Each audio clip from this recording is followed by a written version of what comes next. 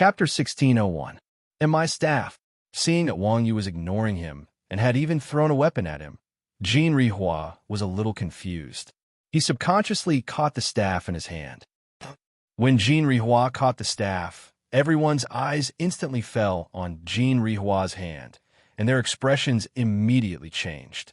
Jin Rihua's staff was a dark gold equipment, and its arrogant special effect could be seen clearly from afar. In the current era, where gold and silver equipment were still the mainstream, dark gold equipment was definitely the best of the best. As for large items like weapons, they were even more precious, and their market price was at least 6 digits in RMB. As for why South Korea also used RMB, it was obvious that they had won the trade war. So, everyone should stop dwelling on this question. This was a precious dark gold weapon, not an ordinary piece of equipment. As the public enemy of the city, Wang Yu actually gave Jin Rihuahua a precious dark gold weapon in front of everyone's eyes. Such an ambiguous attitude naturally made everyone suspicious. There was a saying in China called suspecting one's neighbor and stealing one's axe, which meant that one's thoughts were always divergent. Golden Time's background was not clean to begin with, and they were accused of colluding with foreign countries from the very beginning. At that time, it was only a one-sided story, and everyone was focused on hunting down Wang Yu, so they did not pursue the matter further. However, after seeing this scene, everyone immediately began to doubt Golden Time's players. If Golden Time did not collude with foreign countries, why would they be spammed in the public chat? If Golden Time did not collude with foreign countries, why would Wang Yu rush into Golden Time's camp? If Golden Time did not collude with foreign countries, why would Wang Yu give Jin Rihuahua a precious dark gold equipment? What made everyone suspicious was the fact that Moonless Blossom had gone easy on Wang Yu just now. The Shield Warrior's taunt had failed to pull the fighter's aggro, and had instead been thrown away by the fighter. If not for the fact that Wang Yu had not tossed Jin Rihuahua his dark gold staff, everyone would have been fooled by Moonless Blossom's acting skills. All these signs pointed to one conclusion. Golden Time's players were traitors. Traitors, colluding with foreign countries. Not only were the players from other guilds suspicious, but even Golden Time's own players were suspicious. Of course, no one doubted themselves. They only doubted the golden sun blooming flower. Naturally, Jin Rihua was no fool. When he saw everyone looking at him with unkind expressions, he immediately reacted. His heart tightened as he hurriedly waved his hand and said, This staff is mine. Yours? The players that had participated in the siege against Wang Yu were all elite players of Golden Time. They were no strangers to Jin Rihuahua. Hearing Jin Rihuahua's words, they could not help but turn to look at him. Sure enough, this staff was the one Jin Rihua had used before. Why is your staff in his hands? Everyone asked in confusion.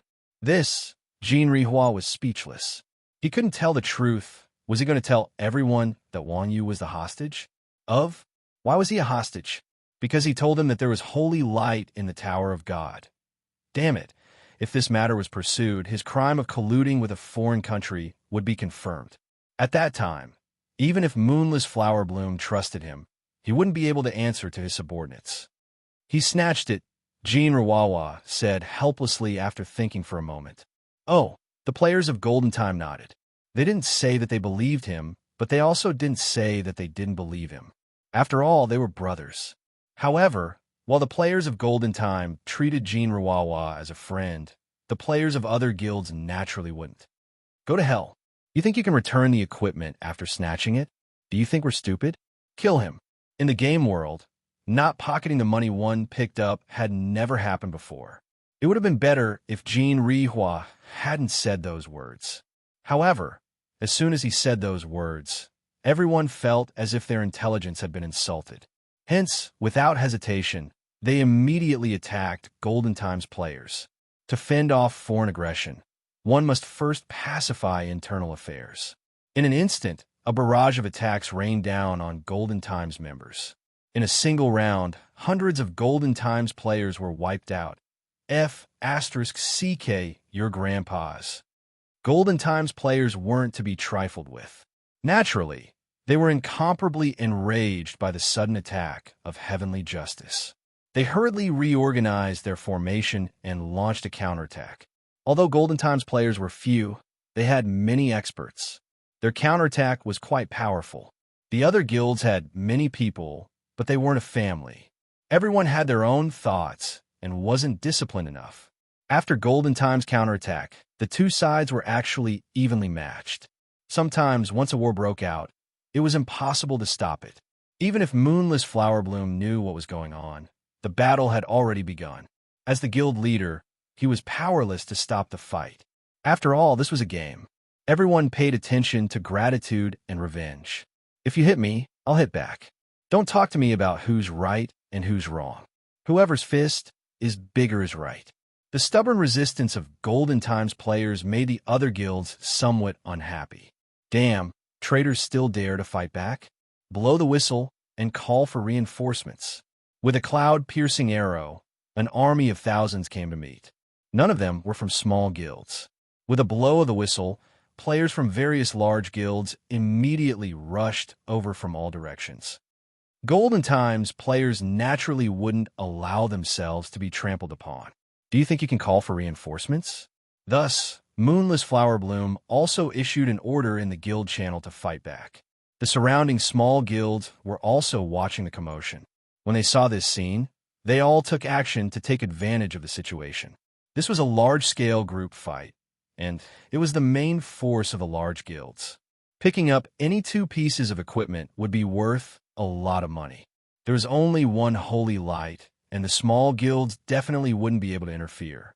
For a moment, those who attacked, those who retaliated, those who added fuel to the fire, and those who fished in troubled waters were all mixed together into a pot of porridge. It was a scene that would make anyone who saw it cry. As the instigator, Wang Yu had already taken advantage of the chaos to escape the battlefield. Looking at the chaotic Heavenly Star City, Wang Yu was dumbfounded. What's going on? Didn't I just return a staff? Why did they start fighting all of a sudden? It seemed like the heavens would help the righteous. Shaking his head helplessly, Wang Yu turned around and left Heavenly Star City. The players with combat power in Heavenly Star City were all in the large guilds. Now that the large guilds were engaged in a fierce battle, the small guilds were fishing in troubled waters, and the only ones left were the casual players. Chapter 1602. Looking at the back view of Wang Yu leaving Sky Star City, the unaffiliated players chased after him without a second thought. It wasn't that they didn't know that Wang Yu had left, but that Wang Yu was an opportunity for them. Rebirth was a difficult game. If a person wasn't rich or as capable as Wang Yu, it would be difficult to survive in the world of rebirth. Hence, the unaffiliated players were a pitiful group. In this world of guilds, all the good leveling spots and boss spawning spots were occupied by the guilds. The bigger guilds ate the meat while the smaller guilds drank the soup. The unaffiliated players didn't have any guilds or friends, so they couldn't even drink the soup. Not only did they have to survive by killing monsters and leveling up, but they also had to form wild parties to clear dungeons. With the difficulty of rebirth, the unaffiliated players would fail a few times in a normal dungeon. Without wild monsters and unable to clear high-level dungeons, the unaffiliated players' equipment would naturally be in a miserable state. The weaker the person, the greater their thirst for power. Similarly, the poorer the equipment, the more they hoped for a fortuitous encounter to stand out. What did Wang Yu take? The glory of God. To Sky Star City, it was the most important item. Once it was lost, the consequences would be unimaginable. Of course, if they could retrieve it, the reward would definitely be generous. The unaffiliated players didn't care about the punishment for losing the holy light because they were already miserable enough, and the punishment wouldn't be much worse. However, to the unaffiliated players of Sky Star City, Wang Yu was a once-in-a-lifetime fortuitous encounter. Usually, such a good thing would be monopolized by the bigger guilds. Even if the bigger guilds didn't care about it, there would still be small guilds picking up the scraps. Hence, the unaffiliated players definitely wouldn't get the chance. Now, the bigger guilds were in a large-scale gang fight, and the smaller guilds were also fishing in troubled waters. The fat piece of meat, Wang Yu, had fallen into the hands of the unaffiliated players. Obviously, everyone knew that this piece of meat wasn't that easy to eat, but the desire for the meat had made them lose their minds. This was because they knew that killing Wang Yu and snatching the holy light would make them famous. Not only would they have good equipment, but they might also join a good guild. But these greedy fellows didn't even think about who Wang Yu was. Even in Heavenly Star City, Wang Yu was capable of turning a large guild upside down.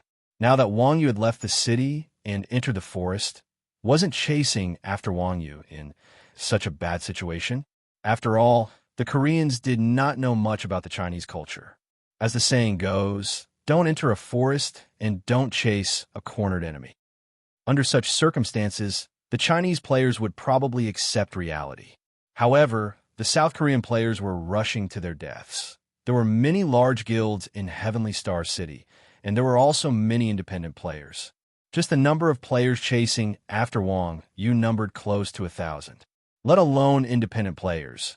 Wang Yu would even dare to face the elite experts of large guilds head-on. Now that they were in an environment with a strong concealment in the forest, the outcome of these pursuers could be imagined. In the beginning, Wang Yu tried not to kill people because he was afraid that Wang Yu's PK points would be tainted and he would be chased by the guards.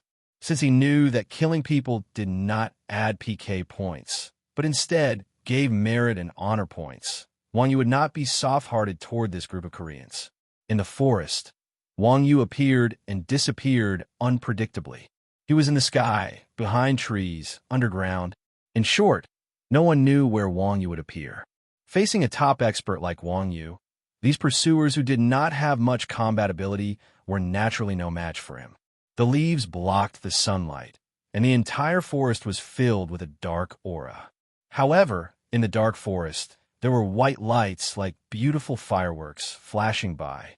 It was very beautiful, but also very dangerous. None of those who entered the forest survived. They were all sent back to Heavenly Star City by Wang Yu for free, and Wang Yu's merit points were stacked up to 1,000. The gloomy forest was like a giant beast that chose its prey. It swallowed the confidence of the pursuers and their desire for fortuitous encounters bit by bit. Looking at the white lights that were constantly shining, the pursuers finally broke down completely and stopped their pursuit. Uncle Neo really has the potential to be a poet. Everyone had seen experts before, but it was the first time they had seen a ruthless character like Wang Yu who would kill whenever he made a move. A fortuitous encounter was certainly attractive, but it was a very unwise action to send oneself to death knowing that one was going to die. As mentioned earlier, these independent players were weak, had poor equipment, and had no friends. They did not have any sense of belonging to Heavenly Star City. The fate of Heavenly Star City had little to do with them. Why should they waste their limited experience points to exchange for the safety of others? At most, if Heavenly Star City was gone, they could just change to another main city and continue living miserably. Just like that, the last group of pursuers also chose to avoid Wang Yu after being intimidated by Wang Yu's strength. Wang Yu is not a ruthless person. Seeing that the pursuers did not dare to move forward, Wang Yu did not turn back to continue his pursuit. Instead, he took a look at the map and quickly walked to the border. Bangla was a peninsula, and Heavenly Star City was originally connected to the hero's continent. Wang Yu used his lightness skill to travel rather quickly. In less than 30 minutes, Wang Yu reached the border and stopped. This was because there was no longer a road in front of Wang Yu. Instead, there was a wide river. The river was surging endlessly, and the waves were tumbling. The current was extremely rapid. If it were any other time, Wang Yu could fly, and this river would not be able to stop Wang Yu. He could fly over directly by spreading his wings. However, now that Wang Yu's flying ability was prohibited, there were only two ways to cross the river. 1. Use a boat to cross the river. 2. Swim over. Boats were basically in the hands of the Heavenly Star City players, and the players of Heavenly Star City could not wait to kill Wang Yu. It was unrealistic for Wang Yu to turn around and borrow a boat now. As for swimming, as a person who could not swim in the north, Wang Yu was really not good at it. Of course, the characters in the game could swim, and Wang Yu also had something like a water-repellent pearl. However, He was unfamiliar with this place and did not know what monsters would be in the river. With the ability given by the system, Wang Yu could only guarantee that he would not drown while swimming. However, it could not guarantee that Wang Yu would be able to fight in the water. It was very difficult for a person who could not swim to fight in the water. Was Li Kuei ferocious? Even if he knew how to swim, he almost drowned while fighting in the water. Was Sun Wukong not awesome? When he encountered water, he would also avoid it. Although Wang Yu was valiant, it was indeed difficult for a person who could not swim to fight in the water. Wang Yu did not know how long the chaos in Heavenly Star City would last, but if he was really blocked by people by the river, it would be too late to escape. He looked around and saw nothing except for the reeds. This was documentary literature, and crossing the river on a reed would not happen in the game. Chapter 1603. At this point, some readers would definitely say that a tortoise named Antoine had emerged from the river. But the truth was they were wrong. What kind of identity did Antoine have? Even if he was imprisoned in the past, he was imprisoned in the lake of Dragon Island. Now that he had escaped, how could a mere river be a place for him to hide? Under Wang Yu's gaze, a mass slowly extended out from the whirlpool. Then a sail slowly rose up. The sail was very old, and there were even traces of spiderwebs on it. It reminded Wang Yu of something he had seen before. After a while, a large ship emerged from the water. This ship, looking at the large ship that appeared in the river, Wang Yu suddenly felt that it looked a little familiar. The ship was very old. Although it wasn't full of holes, it looked like it had 1 foot in the grave. It swayed when the wind blew, as if a wave could shatter it into pieces. It was fine that the ship emerged from the water, but there was no one on the deck. It looked very strange, like a ghost ship. Ghost ship? Thinking of this, Wang Yu couldn't help but frown. No wonder it looked a little familiar. Could it be that the owner of the ship was an old friend? Boom! While Wang Yu was in a daze, a cannon suddenly sounded. Following the sound of the cannon, a cannonball fell from the sky and smashed towards Wang Yu's head. Raging waves. At the same time, a thunderous roar sounded in the air, and a huge black shadow that looked like a crab jumped onto the river, stepping on the waves and rushing towards the riverbank. As expected, seeing the black shadow, Wang Yu smiled. The owner of the ship was none other than the captain of the ghost ship, Blackbeard. This old thief's taste was as unique as ever. It had been so long since they last met, but the style of the ship hadn't changed at all. Wang Yu gently took a step back. His right hand aimed at the cannonball that was smashing towards him and pulled, gently catching it in his hand. Then, he turned around and used the momentum to change the trajectory of the cannonball and threw it at Blackbeard. Blackbeard had never thought that he would be able to catch an artillery shell with his bare hands. Wang Yu's move was too sudden, and Blackbeard did not even have time to react. Bang! Caught off guard, the shell in Wang Yu's hand directly smashed into Blackbeard's head. Blackbeard screamed in pain as he was smashed into the ground. Damn it! You dare to be rough with the great Captain Blackbeard. Do you know how terrifying the sea is? Blackbeard roared and leaped onto the shore. He then raised the large pincer in his hand and clamped down on Wang Yu. Hey, old Black, long time no see. Logically speaking, with Wang Yu's personality, he might be merciful towards players, but he had always been ruthless towards system NPCs. If it was any other time, any boss that dared to be so reckless would have been trampled to death by Wang Yu. However, facing Blackbeard, Wang Yu had no intention of attacking or dodging. Instead, he gently waved his hand and greeted Blackbeard. After all, Blackbeard and Wuji had signed a contract. In theory, this ugly monster was one of Wuji's people. Even if you beat a dog, you had to look at the owner first, let alone such a big boss. Yeah. Hearing Wang Yu's familiar voice, Blackbeard was slightly startled, then looked towards the direction of the voice. When he saw who the player standing in front of him was, his heart couldn't help but tremble, and he was stunned on the spot. Blackbeard was now on the verge of tears. To Blackbeard, Wang Yu was a complete nightmare.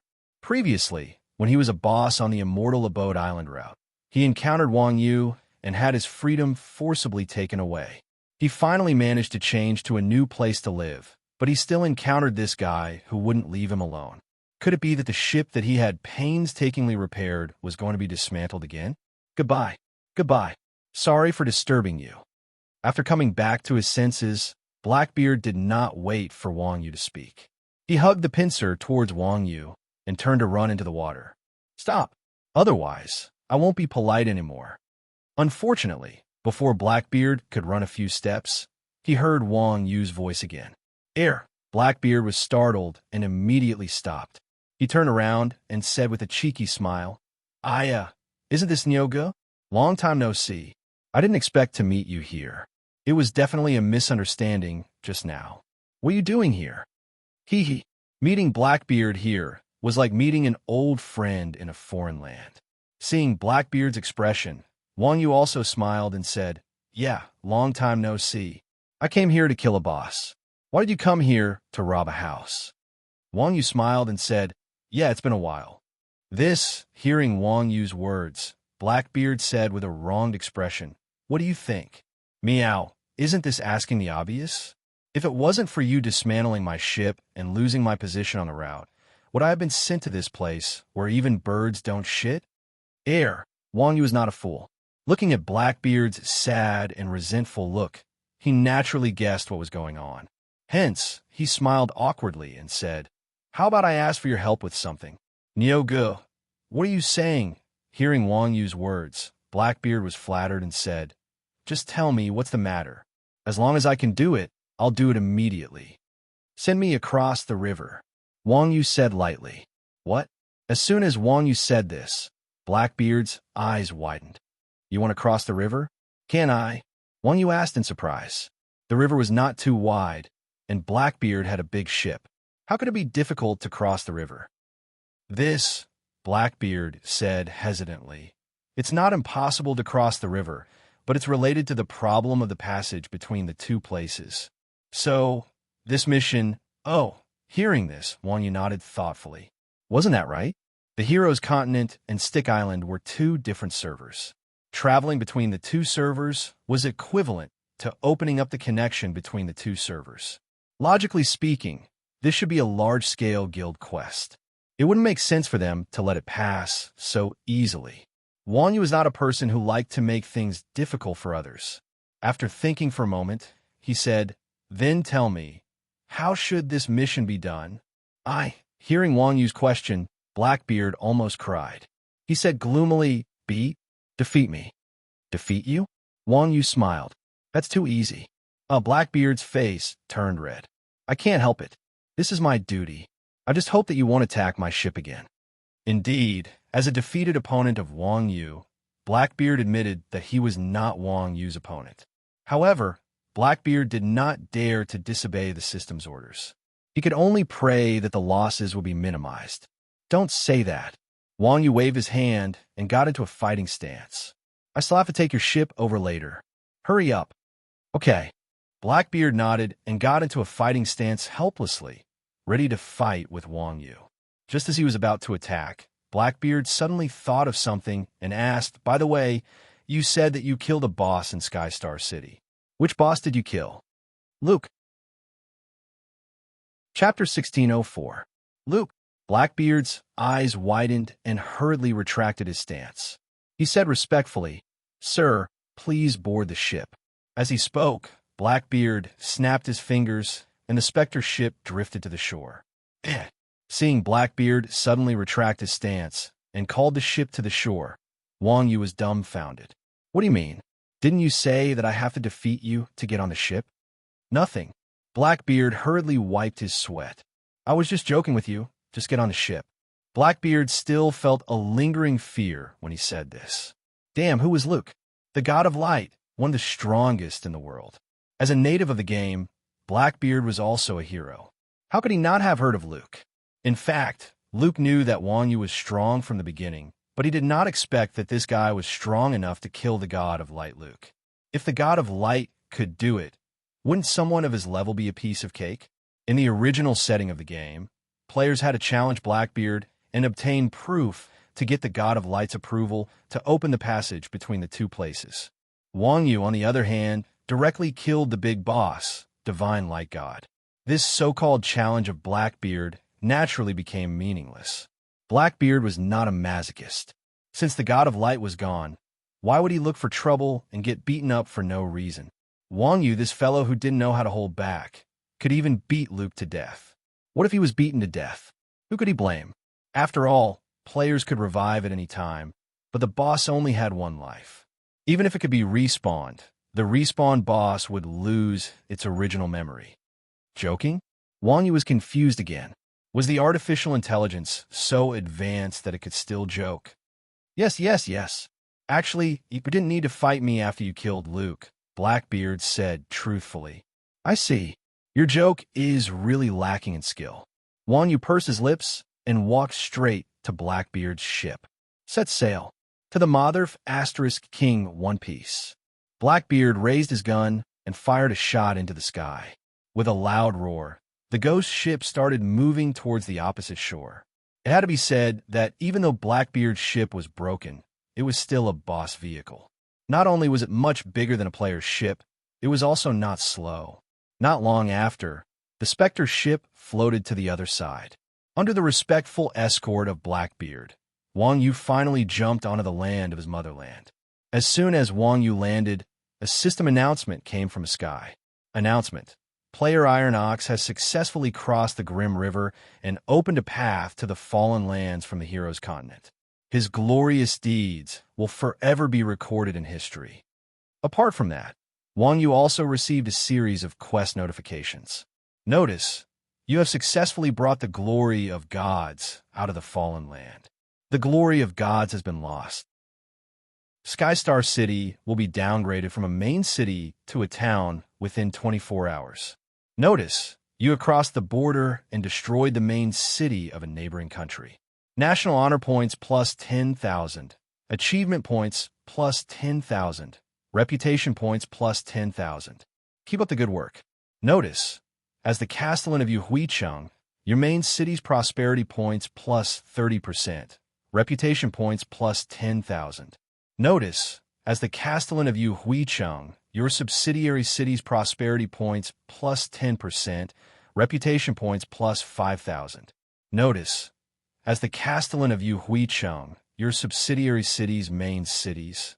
In short, when a man achieves the Tao, even his chickens and dogs rise to the heavens. While destroying Skystar City, not only did Wang Yu obtain a large amount of reputation points and achievement points, but his subordinate city's prosperity points and reputation points had also increased. Even his subsidiary city's main city had gained a lot of benefits. A main city's prosperity points and reputation points represented a main city's overall strength in the entire server. Ever since Wang Yu had taken over Yuhuicheng, with Wang Yu's popularity, Yuhuicheng's strength had been rising, and it was now right behind District 7's main city, Aries City. At this moment, the prosperity level and prestige of Holy Light City had greatly increased, leaving Radiant U City and War God City in the dust. From a third-tier city, Holy Light City had directly risen to the ranks of a second-tier city. Now, Holy Light City was not too far off from a first-tier city like Holy Light City. Although Wang Yu had not done much in developing Yuhuicheng's economy, he had managed to drag an unknown small city into the ranks of a second-tier main city. As the Castellan, Wang Yu had made an outstanding contribution. After returning to Hero's Continent, Wang Yu's current location was called White Mountain City. As a border main city, White Mountain City was quite far from Yuhuicheng. It would take at least an hour to get there by airship. It was already late, so Wang Yu hung his character in the airship's hold and logged off. After Wang Yu logged off, Mu Zixin had already prepared a sumptuous dinner and was waiting for her. What was called life? Life wasn't about vows of eternal love, but simply having someone to accompany and someone to think about. When he came back from work, he would eat a hot meal, drink a little wine, and accompany his wife to watch a TV series. This was a peaceful and happy life. Husband, do you know what day it is today? After eating, Mu Zixin cleaned up the dishes as she spoke. Today, Wang Yu scratched the back of his head and said, "It shouldn't be the new year. F***ck. Mu Zixin was immediately amused by Wang Yu. She scolded jokingly, "Idiot, think again." Wang Yu sat on the sofa and began to rub his chin. Only working people and students were more sensitive to festivals because they only had holidays during festivals. Young people basically celebrated all kinds of festivals, such as the Earth Festival, the Western Festival, and various other festivals. After all, the word festival was also a very meaningful word. But for a married young master like Wang Yu who had never gone to school or work, the concept of festivals was a bit fuzzy. Other than Mid-Autumn and New Year, as well as Mu Zixian's and his parents' birthdays, Wang Yu really didn't have any special festivals in his mind. I can't remember. After thinking for a long time, Wang Yu shook his head. Mu Zixian's birthday was Chinese Valentine's Day. His birthday was in February, and it was only June. What festival could there be? It'll be Dragon Boat Festival soon, Mu Zixian said. You still haven't remembered what day it is. It's better if you tell me. Wang Yu helplessly shrugged. He had just thought of Dragon Boat Festival, but Mu Zixian had rejected it. Wang Yu really didn't know what other festivals there were. So stupid, Mu Zixian said gloomily. You blockhead. Have you forgotten about the 3-year anniversary? We've known each other. F***CK. Wang Yu was secretly speechless. A woman's brain was really strange. How could this be considered a festival?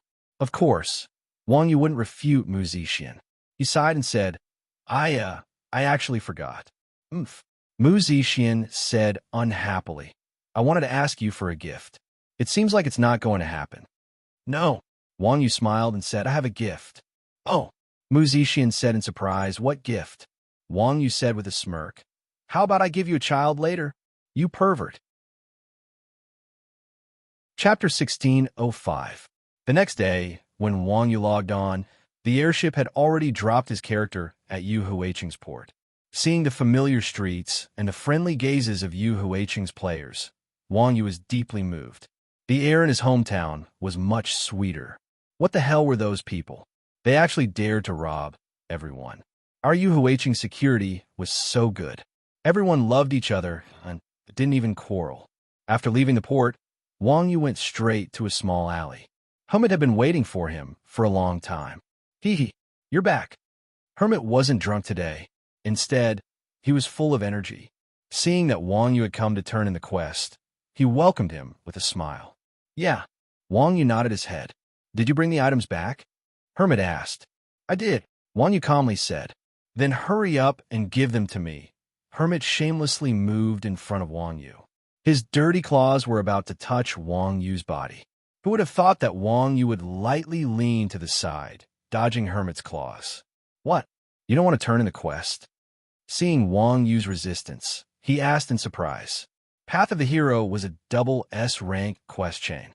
This kind of quest was hard to come by, so the rewards were naturally very generous. Wang Yu had spent so much effort to find all the items, but he didn't want to turn in the quest. Hermit couldn't understand what Wang Yu was thinking. No. Wang Yu shook his head. What are the rewards for this quest? Hee. Hermit was also a crafty person. Hearing Wang Yu say this, he couldn't help but laugh. Are you trying to bargain with me? Just say what you want. As long as I can give it to you, I will give it to you. Okay. Wang Yu heard this and said bluntly, I want these 4 quest items. Hearing Wang Yu's words, Hermit was even more puzzled.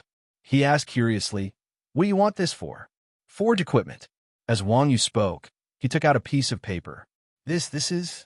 Looking at the blueprint in Wang Yu's hand, Hermit was stunned on the spot, his eyes filled with disbelief. After a long while, Hermit pointed at the blueprint and exclaimed, This is the blueprint for the god-slaying, demon-vanquishing bow. Not bad. Wang Yu nodded again. The reason why Wang Yu didn't submit the quest immediately was because of the blueprint in his hand. The main materials needed to create this blueprint were the 4 quest items in Wang Yu's hand. As a martial artist, the most important thing was to have a suitable weapon. As for other equipment, it was not important to Wang Yu. Therefore, to Wang Yu, all the equipment he had added up could not compare to the martial scholar's sai in his hand. However, although the martial scholar's sai could be switched into many weapons, it did not have the form of a bow.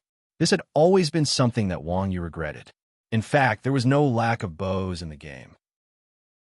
However, Wang Yu was used to using divine weapons, so he was definitely not used to using ordinary weapons.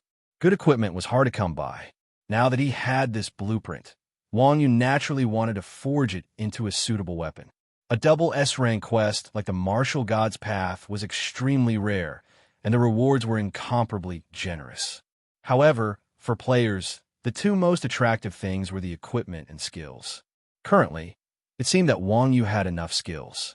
As for equipment, Wang Yu was naturally not lacking in divine weapons. Right now, what Wang Yu lacked was a good bow. Therefore, Wang Yu was more curious about the reward of this quest. If it was a suitable bow, Wang Yu was too lazy to forge it. If it was other weapons or equipment, he might as well not complete this quest. I didn't expect that as the Master of Dales, you actually went to Dragon Island, Hermit said with some surprise. It's just a coincidence. Wang Yu said, so what's the reward of this quest? Ugh. Hermit said, I won't hide it from you.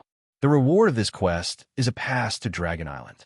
You can use this pass to undergo trials on Dragon Island. After you break up, you can choose any divine equipment blueprint of your class.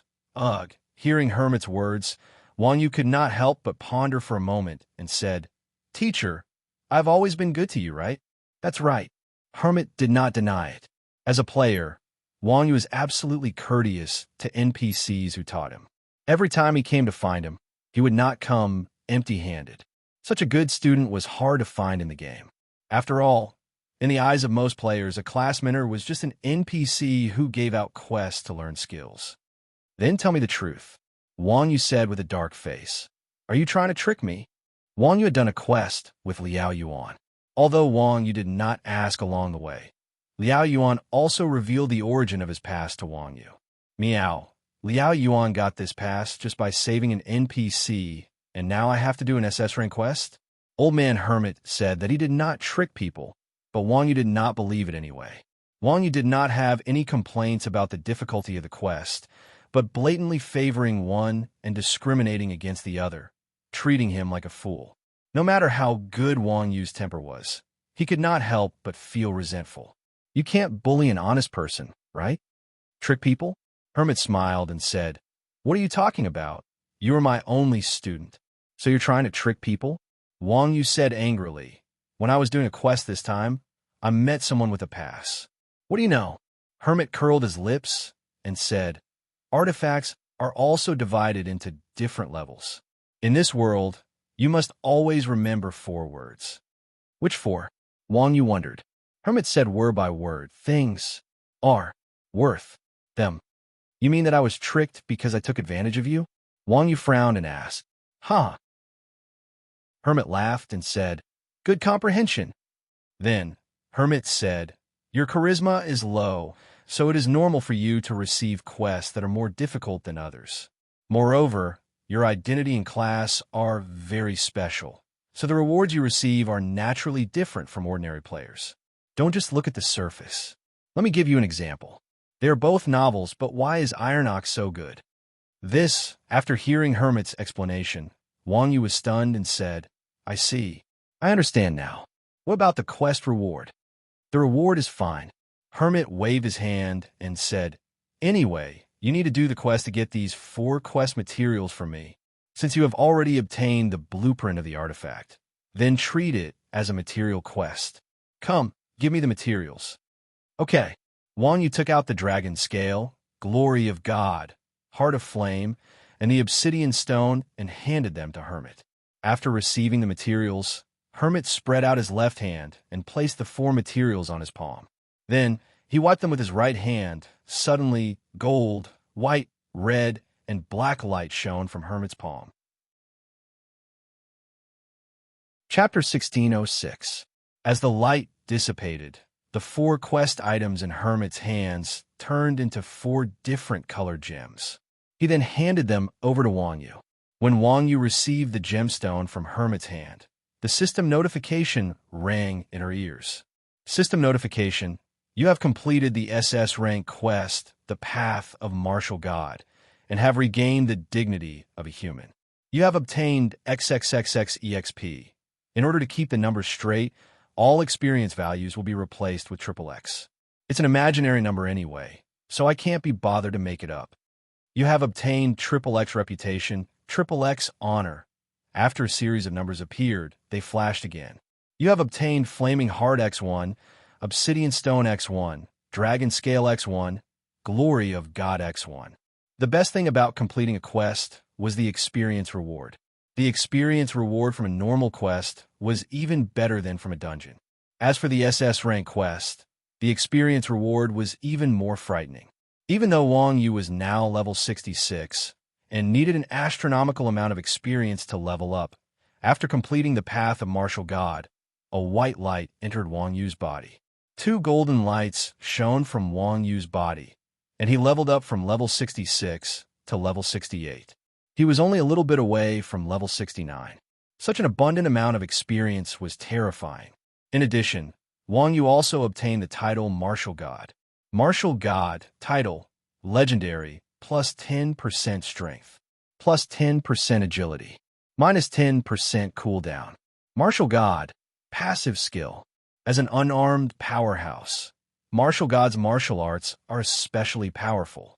Normal attack damage increased by 30%. All Grandmaster of Combat skills increased by 30%. Dignity of the strongest, passive skill.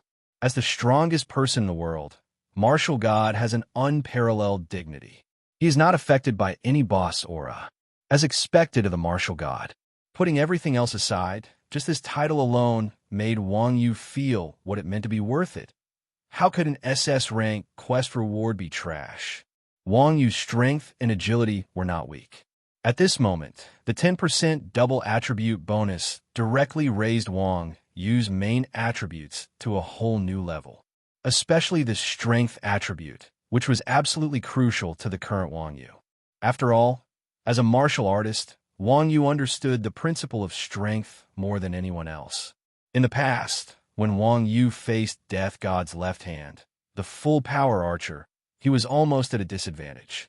Now that he had this attribute bonus, Wang Yu was confident that even if he encountered a full power Grandmaster of Combat like Rampage, he would still be able to put up a fight. Martial God directly increased Wang Yu's normal attack and skill damage, making Wang Yu's damage output to a whole new level. Although the dignity of the strongest did not seem to be very useful, Wang Yu, who had been wandering around the edge of powerful bosses all year round, knew the importance of this attribute better than anyone else. Not to mention, this old man's aura alone made Wang Yu feel uncomfortable. One had to know that Luke, who Wang Yu encountered, was only a level 80 boss in the form of a soul. If he encountered a level 200 boss, once the aura of a god came out, perhaps Wang Yu would not even have the ability to fight back. As for the 4 gems in Wang Yu's hands, after being blessed by Hermit, they also changed from quest items to forging materials. Thank you, teacher. After getting what he wanted, Wang Yu happily cupped his fist at Hermit. Not at all, not at all. This is what you deserve. Old Man Hermit was also polite for once, and returned Wang Yu's salute. After walking out of the alley, Wang Yu opened up the God Executioner Magic Bow blueprint, then opened up his friend's list and sent a screenshot of the materials he needed to Evildoers Run Wild.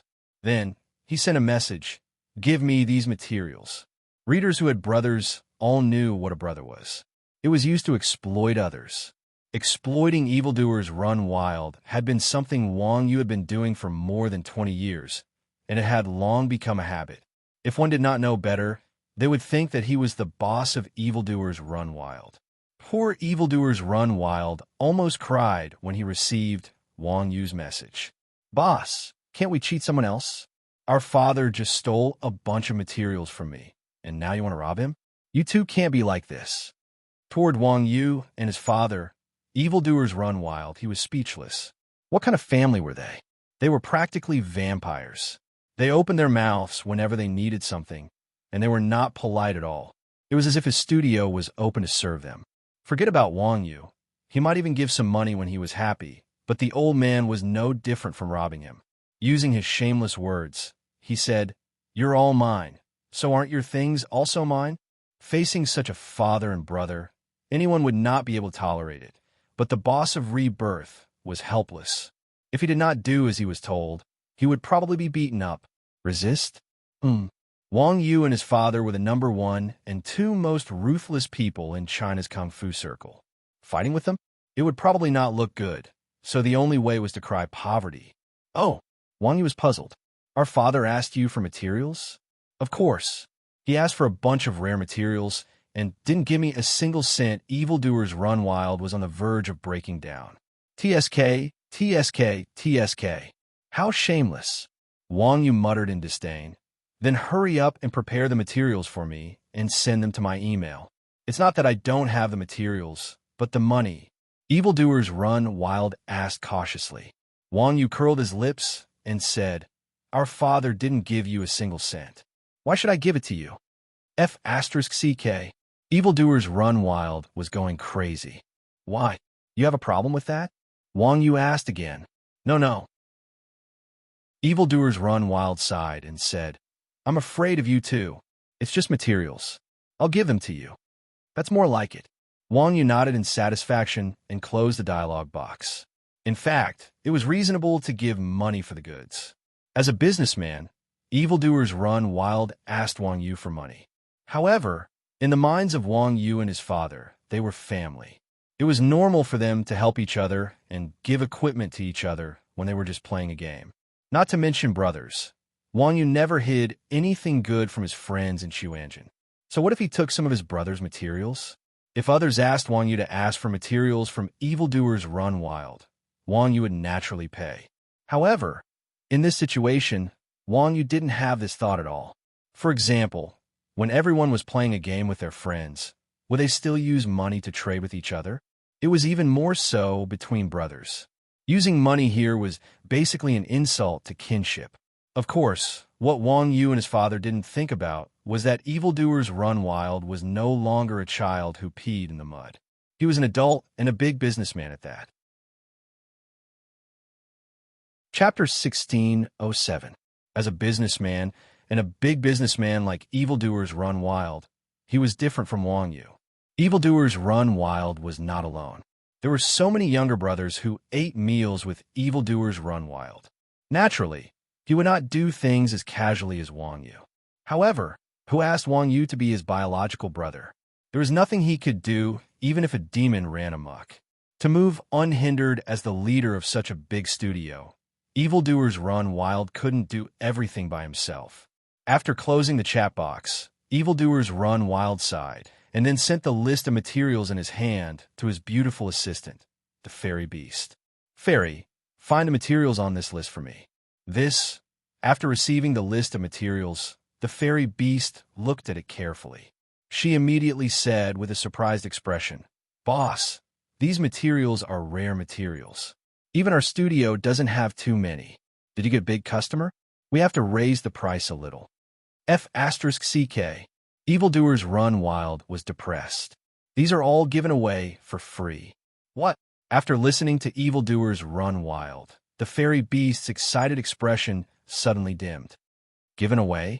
Boss, do you know how much these things are worth? I know. Evildoers Run Wild was speechless. But I have no choice. If I don't get it to that kid, won't he rob me? To move unhindered? The fairy beast smiled in disbelief. I'm afraid there is no such person. Now it seems that there is no such person. Evildoers Run Wild said, Who knows if he will go against me if I don't give it to him? Is it that exaggerated?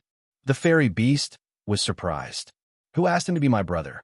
Evildoers Run Wild spread his hands helplessly. Upon hearing that, the fairy's face darkened again. Boss, last time it was your father, this time it's your brother. They both want such rare materials. To move unhindered, we don't have any surplus food. Cut the crap. Evildoers Run Wild frowned and said, Did I ask if you have any food left? Just tell me if you have any in stock. Yes. The fairy saw that Evildoers Run Wild's tone was a little unhappy, so it quickly and carefully replied.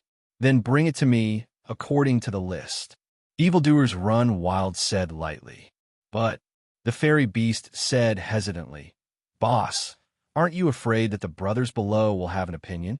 The composition of a workshop, a guild, or even a company were pretty much the same. The job of a boss seemed very awesome, but anyone who had been a boss knew that the bigger the company, the harder it was to manage. It was the same for guilds and workshops. Evildoers Run Wild's guild had a total of millions of people, which was comparable to the number of employees of any large industrial company in the world.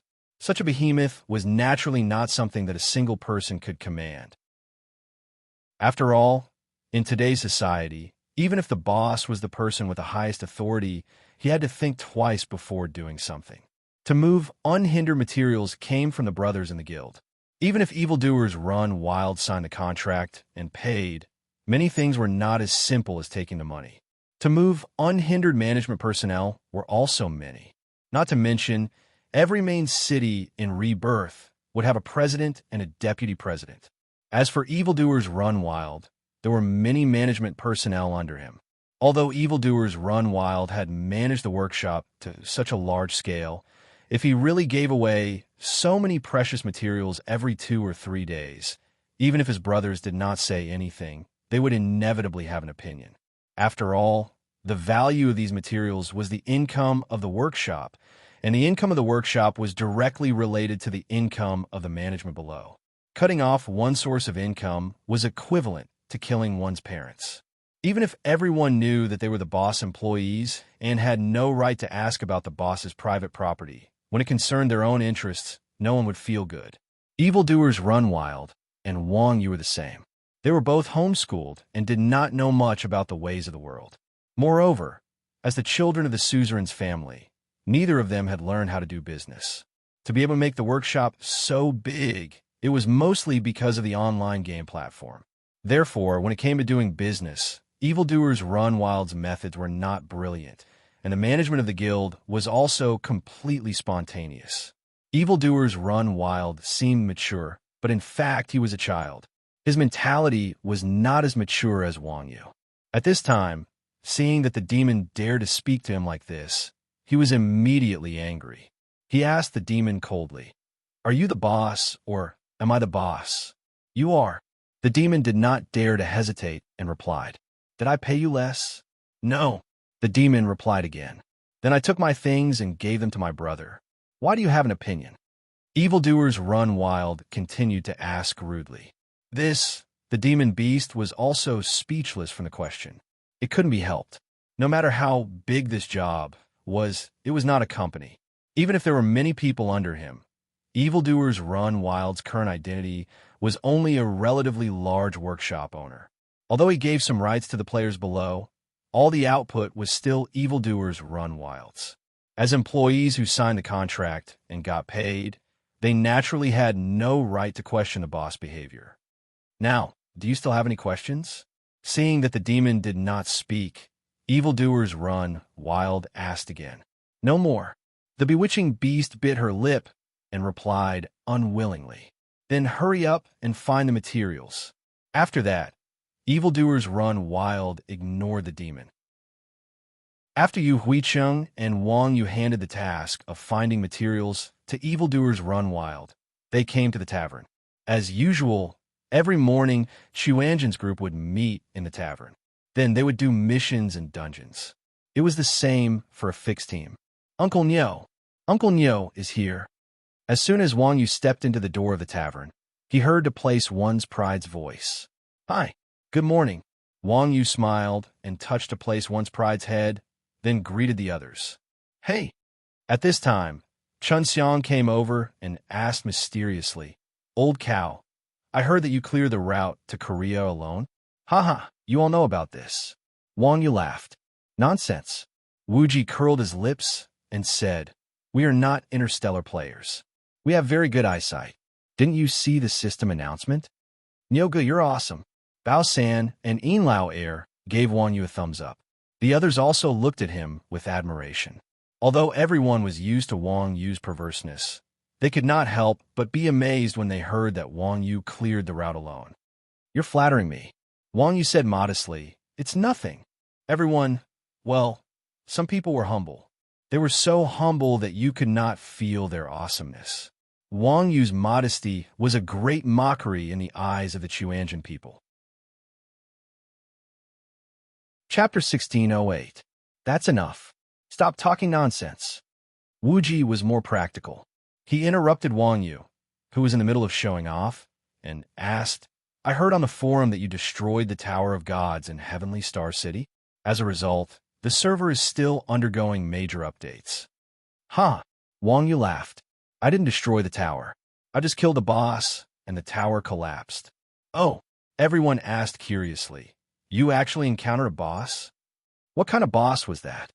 The so-called boss of a scene was the kind of boss that caused the entire game scene to be buried with the boss once it died. Everyone was a veteran online gamer. They had encountered all kinds of boss, so they were very familiar with the setting of the boss of scene. Under normal circumstances, this kind of boss would live in a landmark building specially designed by the designer. When the boss was there, the building would exist. When the boss died, the building would also disappear. Hence, it was called a boss of a scene. The building was the most important thing in the game. After the building in the game was destroyed, it would be refreshed after a period of time to ensure the integrity of the game. Hence, it was impossible for the scene to be destroyed so easily. Once a scene suddenly disappeared, it was obvious that the game would have a new update. Because of this, the boss of a scene was a fierce character that guarded an area. In the early and middle stages of the game, when the player's equipment and character had not reached their peak, they would not be able to move at all. Thinking about it, it made sense. The designer had spent a lot of effort to create a landmark building, but it was destroyed by the players within a few days of the game's launch. It was ridiculous when the people in Xuanzhen heard that Wang Yu had killed the boss of the scene. Not only did they not suspect it, but they were also curious about what kind of boss it was. It could be seen that Wang Yu's perverseness was deeply ingrained in the hearts of the people in Xuanzhen. No one doubted Wang Yu's ability at all. I think he's called God of Light Luke. He's quite difficult to deal with, Wang Yu said casually. Although Wang Yu said that Luke was not easy to deal with, his tone was as insignificant as killing an ant. God of Light? Really? Hearing Wang Yu's answer, everyone's jaws dropped to the table. No one knew who Luke was, but the name of the God of Light resounded like thunder. This was a common belief among NPCs in Rebirth. Even a priest like Wu Ji could be considered a follower of the God of Light. The competition to become a god was also very intense. As a god who had believers all over the continent, it was obvious just how powerful Luke was just by looking at the scene. Such a powerful and heaven-defying god had actually been killed by someone. Even though the person who said this was Wang Yu, everyone's faces still revealed traces of disbelief. This was 2F** King Unreliable. A player who wasn't even level 70 could slay the light god. No one could believe it. Wang Yu seemed to have anticipated everyone's suspicions. Seeing everyone's expressions, Wang Yu casually tossed the skill book that Luke had dropped onto the table. This is what Luke gave me. Seeing the skill book on the table, everyone trembled. They hurriedly cast detect spells, wanting to see what the radiant god could give them. However, after seeing the skill book on the table, everyone couldn't help but purse their lips. The light god gave me something like this? To be honest, although the two skill books that Wang Yu had tossed out were not bad, they weren't very good. If this was dropped by an ordinary boss, no one would say anything. After all, area of effect blindness and movement skills were more practical skills. However, as the light god, Luke had only given these two skill books. This was a bit unfitting of his status as a god. Even ordinary bosses had a chance of dropping this kind of thing. After all, Luke was only a level 80 boss. If he really dropped an ultimate skill like Judgment Day, even Wang Yu couldn't believe it. Is this skill bad? Wang Yu asked curiously. As a true noob in the game, there were some things that Wang Yu was not ashamed to ask. It's not bad. Wu Ji casually put away the skill book that he could use, then said calmly, but that depends on who drops it. A skill like Light God's Explosion isn't very good. Are you hiding something good? Huh. As expected of old dog Wu Ji, your nose is very sharp. Wang Yu laughed, then took out a spear from his pocket and tossed it onto the table. Thud!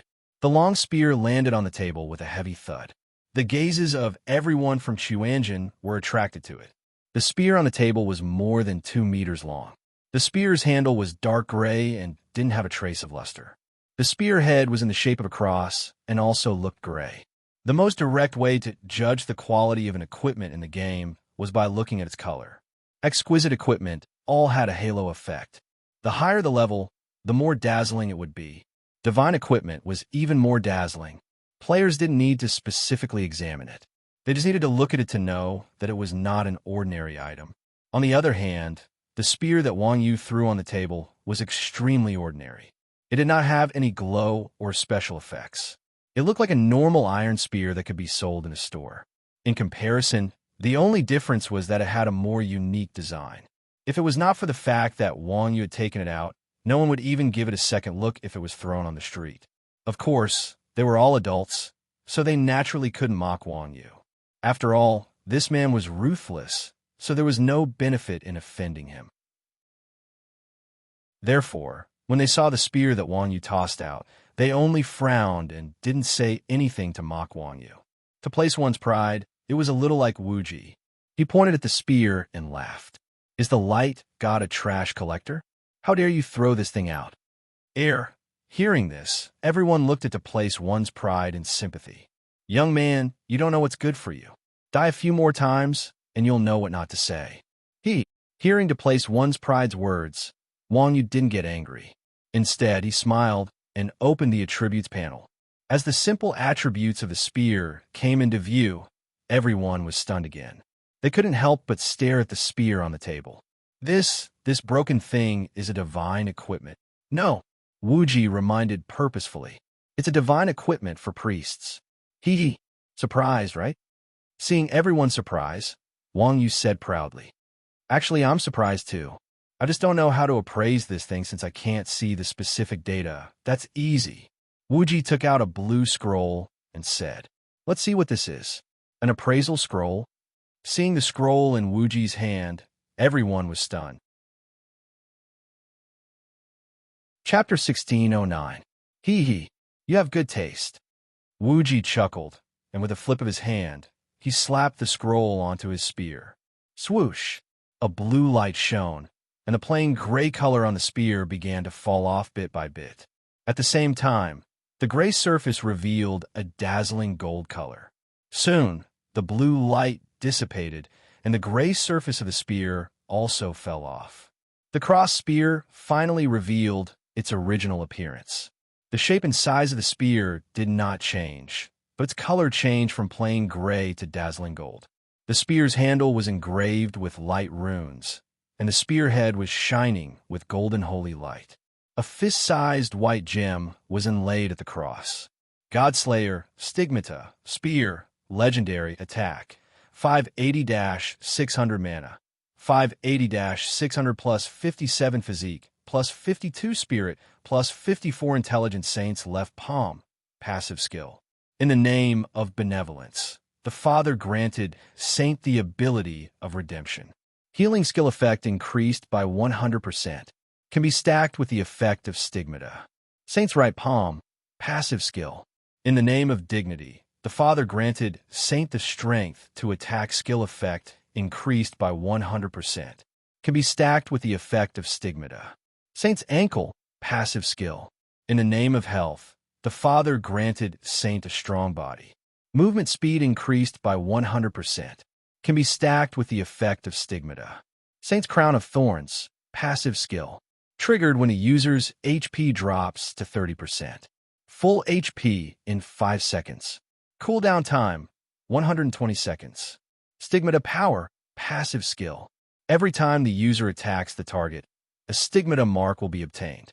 Each layer of Stigmata will increase the effect of the skill by 10%. Can be stacked up to 10 layers. Saint's Heart, active skill.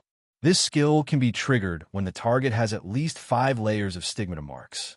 Can deal a fatal blow to the target and ignore the defense effect. The more layers of Stigmata marks, the higher the effect of the fatal blow. Level requirement, 60 profession requirement. Knight, Priest, exclusive equipment. Item introduction. In order to spread the gospel, the great God of light descended to the human world, but the ignorant humans slaughtered him. This mark of light was stabbed into the heart of the God of light by a foolish executioner.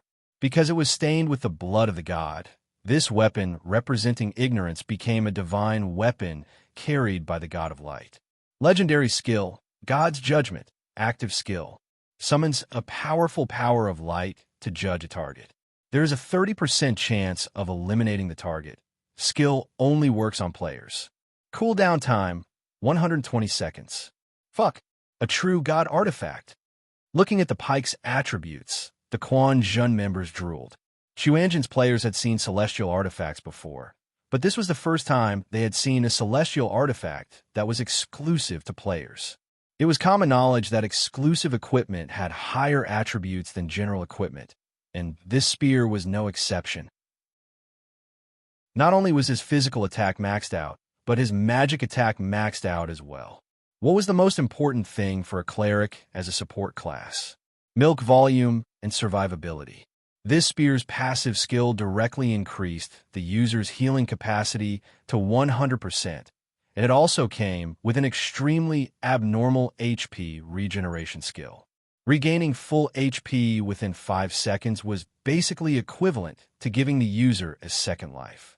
Not only that, but even his attack and movement speed were greatly enhanced, and this did not include the bonus effect of the Mark of Light.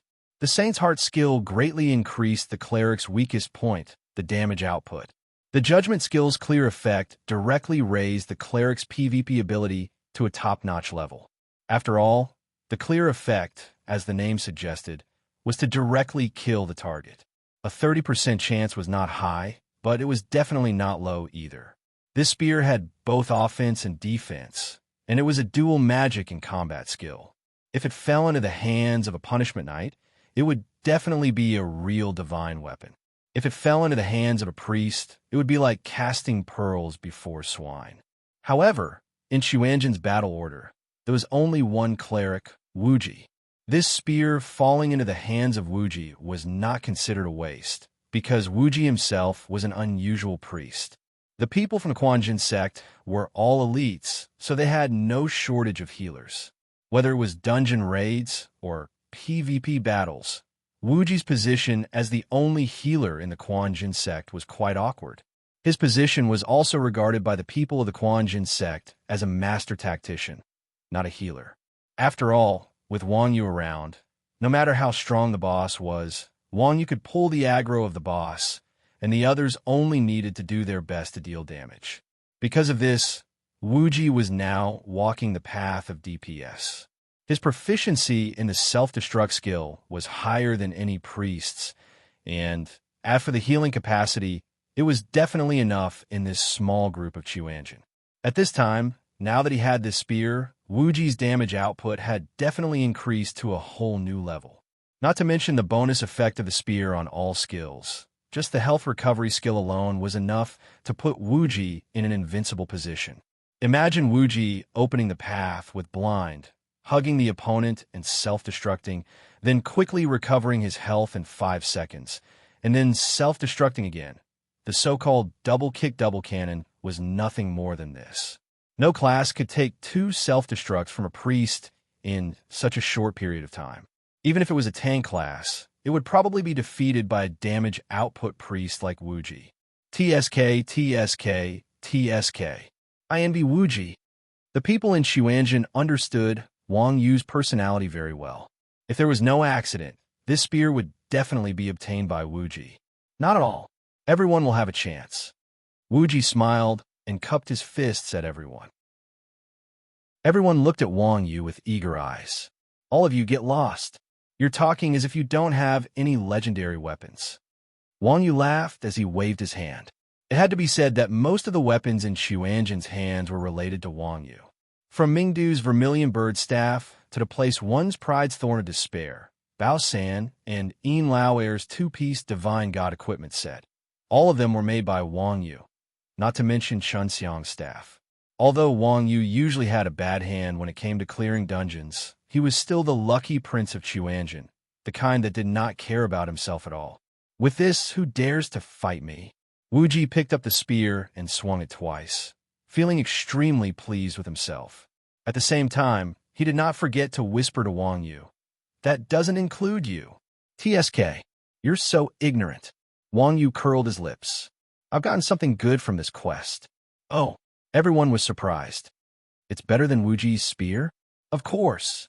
As he said this, Wang Yu was about to show off the god-vanquishing Bao's blueprint when a message interrupted Wang Yu's actions. Brat, where are you? Chapter 16:10 F***CK. Seeing the sender's ID, Wang Yu was speechless. In Rebirth, there were many people who dared to call themselves Iron Ox's father in private. However, there was only one person who dared to use this name without fear of Wang Yu's revenge, and that was Wang Yu's father, Comrade Old Wang. Comrade Old Wang was different from Wang Yu. He was a real free-spirited person who didn't belong to any guild or group. He played a large-scale online game like Rebirth as a single-player game and never got tired of it. The life of an old man was indeed not something that a young person could imagine. Someone like Comrade Old Wang, who was elusive, never liked to interact with others. Not to mention others, he never even contacted his two sons. Wang Yu had only met his father once. At that time, he also added him as a friend. However, although his name was always on his friend list, he never took the initiative to communicate with him. This was normal. After all, sons and fathers usually didn't have much to communicate with. Forcing communication was even more awkward. As for why Comrade Old Wang suddenly contacted him, Wang Yu had some idea. According to Wang Yu's knowledge, Comrade Old Wang had just scammed a batch of materials from evildoers run wild not long ago. Now that he was looking for him, his purpose was obvious. I'm at the tavern. After a slight pause, Wang Yu replied casually. Soon, Comrade Old Wang also replied. Okay, stand there and don't move. I'll be there soon. Kaboom! Just as Wang Yu received the message, he heard a muffled sound. The door of the tavern was pushed open from the outside. Then, a burly orc man walked into the tavern. Orc players were more burly than human players. This orc man was even more burly. He was more than 2 meters tall, and his body was as wide as 2 normal people. His every movement was quite powerful. The ID above the orc's head was especially eye-catching. Iron Ox's father. If he dared to use this ID in other main cities, most people would only sigh and lament that this person's ability to court death was extraordinary. However, in Yu Huicheng, he dared to use these 4 words to stroll around the streets, which could only be described as arrogant. Meow. Yu Huicheng. Who's the worst to provoke? Without a doubt, the answer was Iron Ox. As the city lord of Yu Huicheng, Xuanzhen's #1 expert, Wang Yu single-handedly suppressed the various large guilds. Even a large guild like Blood Alliance was submissive to him. His fame was even more intimidating. Even the players in the nearby main cities would respectfully address Wang Yu as God Iron Ox when they heard his name. If he dared to be disrespectful, he would be worried that Wang Yu would come knocking on his door with his morning staff. This person actually dared to call himself Iron Ox's father. Such an arrogant person simply didn't know how to write the word death. At this time, there were quite a few people in Yu Huicheng's tavern. Those who mingled in the tavern naturally weren't unfamiliar with Wang Yu and Xuanzhen's group. Seeing the ID above the orc's head, everyone couldn't help but be shocked. They carefully glanced at Xuanzhen's group, then hurriedly lowered their heads and fled the tavern. What a joke. That orc's aura was extraordinary, not inferior to Wang Yu's. Moreover, for him to appear in front of Wang Yu with this ID, he definitely wasn't someone easy to deal with.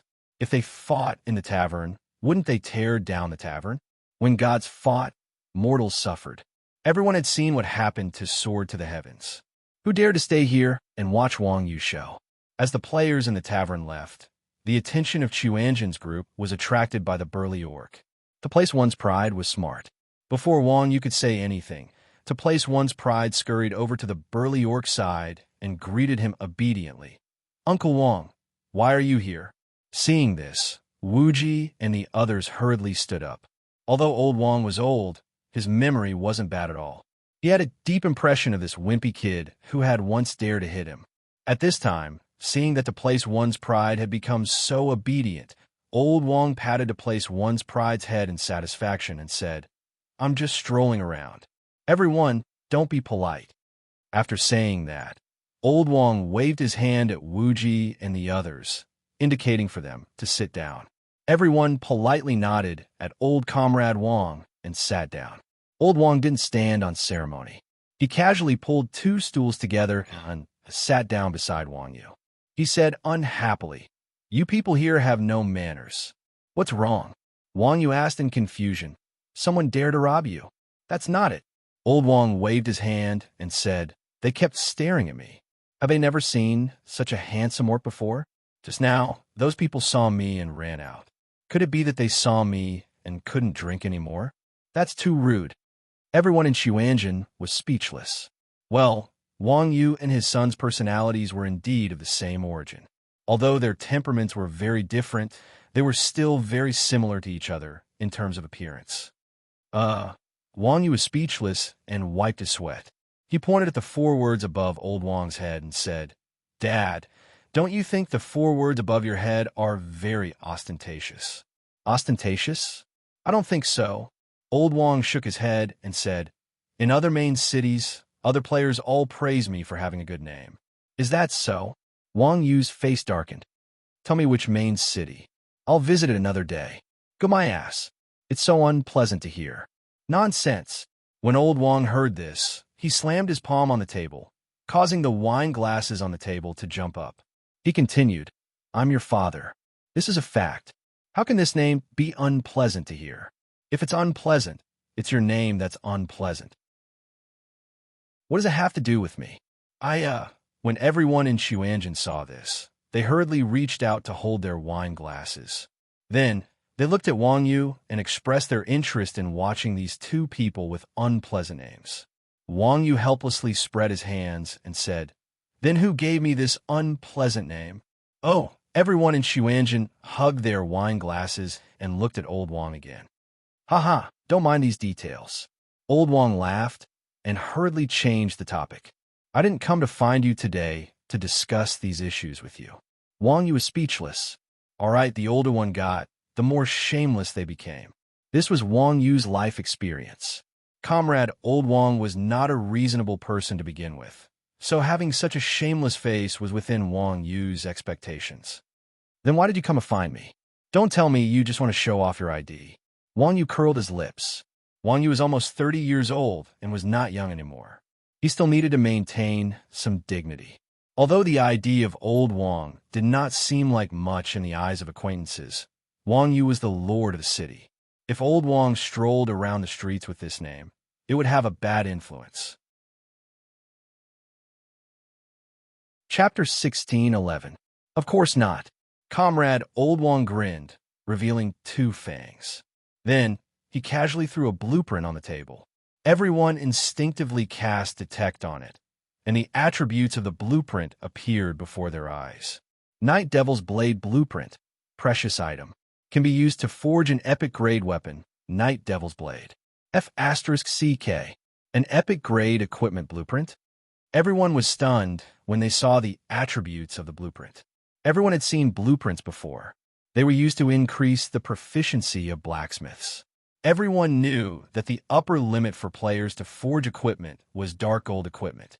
As for legendary equipment like epic-grade equipment, it was something that normal people could only dream of.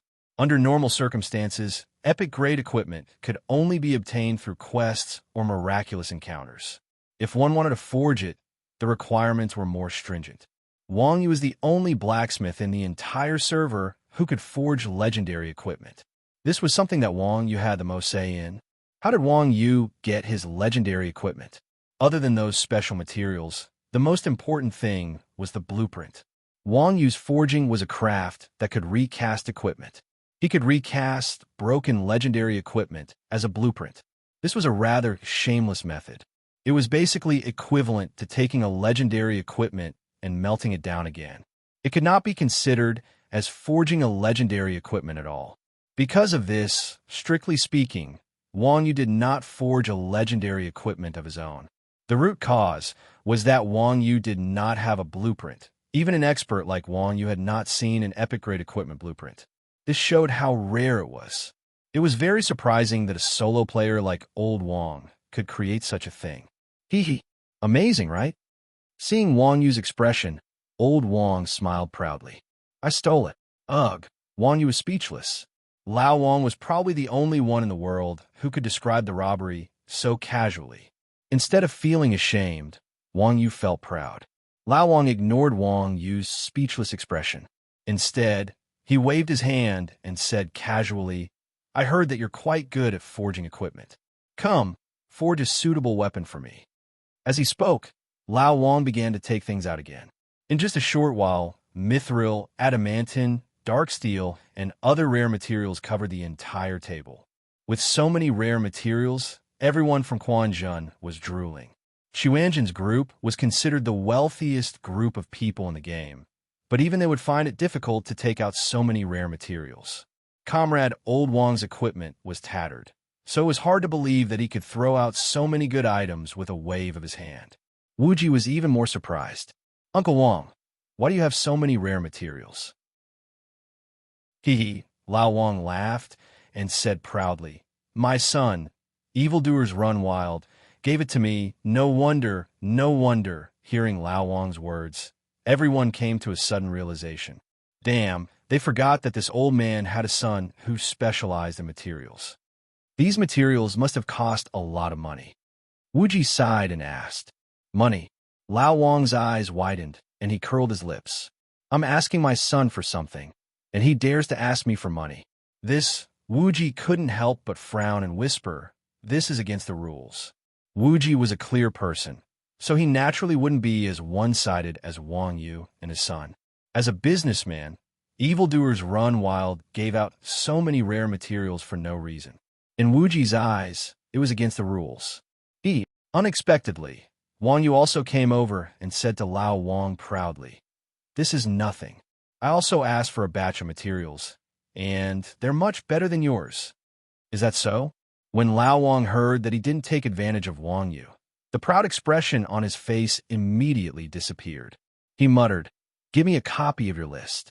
I'll ask him for it the next time I see him." Hearing the conversation between the two, Wuji was sweating profusely. "Old cow, it's not that I want to criticize you, but it's fine that Uncle Wang asked Old Devil for materials, but why are you doing the same?" Lao Wang was evildoer Rampaging's biological father, so it was only right and proper for him to show filial piety to his father. Evildoer Rampaging gave Lao Wang materials, so it was not appropriate for his subordinates to criticize him. After all, when it came to forging equipment for his father, it was reasonable for the eldest son to do the work and the younger son to do the work. However, even blood brothers should settle accounts clearly. Wang Yu also asked for things, and he asked for more than Lao Wang. This was somewhat unreasonable. "Is there something wrong?" Seeing Wuji's attitude, Wang Yu asked in confusion. "Old Devil is a businessman. He has a bunch of underlings who are begging for food." Wuji said solemnly, "If you take so many rare materials for free, his underlings will definitely have an opinion." "Is that so?" Wang Yu scratched his head thoughtfully. In reality, Wang Yu wasn't someone who cared about money. Otherwise, he wouldn't have casually given away the godly spear. However, this kid was simple-minded. In his mind, he could put aside his interests and talk about friendship with his friends in Xuanzhen. If he talked about money with his brothers, wouldn't it seem like they were estranged? However, after hearing Wuji's words, Wang Yu felt that it made sense. "That's right," Wuji said faintly. "Online games aren't like reality. You see that Old Devil is enjoying his limitless glory now. In fact, his studio doesn't have any security guarantee at all. There's no knowing what's in a man's heart. If it's just a small fight, it's fine. Everyone can still do things for the sake of face. Now that it's such a big fight, it's all about the rules. I think you should try your best to follow the rules and not make things difficult for Old Devil." Although Wuji was a treacherous person, he was a person who knew the rules. He was also very loyal to his friends. Wang Yu wasn't good at dealing with people, but he also knew the principle of listening to people's advice. Naturally, he appreciated Wuji's words. Okay, since Wuji said so, Wang Yu also realized that his behavior was inappropriate. He pondered for a moment and said, "Then I'll transfer the money to my dad after I finish forging the weapon for him. I appreciate this about you." When Wuji heard this, he smiled slightly. With Wuji's character, he couldn't chat with just anyone. Wang Yu, a guy who didn't even have social experience, was even more difficult to deal with people. The reason why Wuji and Wang Yu got along so well was that, in addition to Wang Yu's heaven-defying ability that made Wuji admire him, the most important reason was that Wang Yu had a pure temperament. If it were someone else, Wuji definitely wouldn't care about this kind of brotherly matter. Even if he cared, he would most likely get "it's none of your business." Chapter 16:12. Wang Yu wasn't a low-profile person, but he didn't like to be too high-profile either. Wang Yu could still vividly remember the scene of him forging a godly weapon. This time, he would be forging an epic equipment. Naturally, Wang Yu wouldn't go to the smithy to forge another piece of equipment. Although Chuanjin's guild residence wasn't large, it was well-equipped. As a professional production base, the forging workshop had long since been upgraded to the highest level.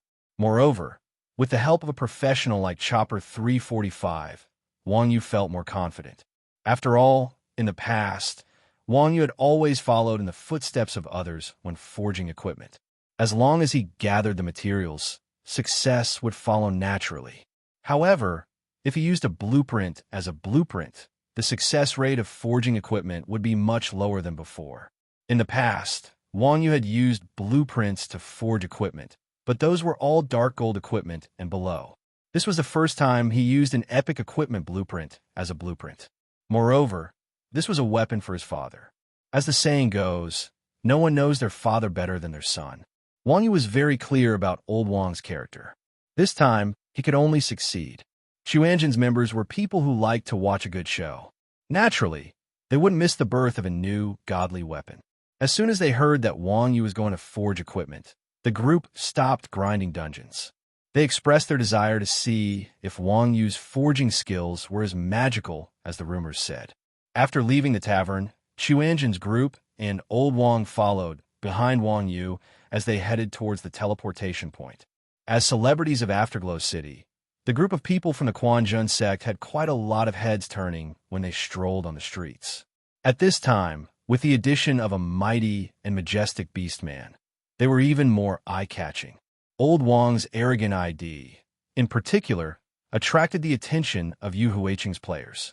F***CK, it was already very arrogant for him to use this name, but he still dared to use this ID in front of Chuanjin. What was more terrifying was that Chuanjin's people, even Wang Yu, had a helpless look on their faces. Who the hell was this old thing? Wang Yu, who had always been calm, started to panic at this moment. He pointed at Old Wang and explained loudly, "This is my dad, this is really my dad." In the end, it was still Mingdu who was more efficient. Faced with these annoying onlookers, Mingdu didn't say anything. He directly raised his staff, and lightning fell from the sky and fire appeared on the ground. The street was instantly lit up with white light. F***CK. When everyone saw this, they were shocked and scattered like birds and beasts. However, Lao Wang rubbed his chin in admiration and said, "This young man's personality is not bad. Just like me, you flatter me." Mingdu put away his staff with a proud look on his face. After dispersing the onlookers, the streets suddenly opened up, and the group was quickly teleported into the guild encampment. Ding ding dang dang. When they approached the forging workshop, a crisp and rhythmic sound of iron being hammered could be heard. When they opened the door, they saw Chopper 345, who was bare-chested, hammering the weapons on the iron table. In the past, the workshop was used by Ma Li and Chopper 345.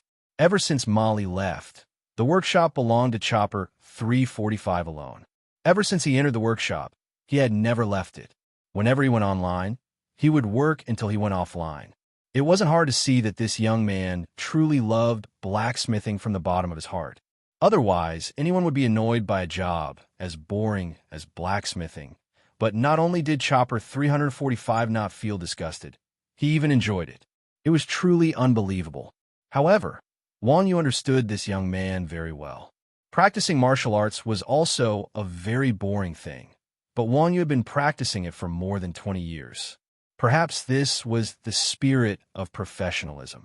In the past, Chopper 345 had to rent a stall outside, so he didn't have many blueprints or materials. But now, with the backing of the Quanjin sect, all kinds of supplies were very sufficient. Chopper 345 was also like a fish in water. This young man's blacksmithing skills were as professional as Wang Yu's. Not only was he talented, but he was also very hardworking. More than half of the equipment in Mu Zixian's shop came from Chopper 345, and he could be considered as the #1 supplier in the grocery store. Nyogu, Boss Wuji, everyone, why are you all here? Everyone, find a place to sit. I'll finish this weapon. Seeing that Wang Yu and the others had entered the forging workshop, Chopper 345 raised his head and greeted them.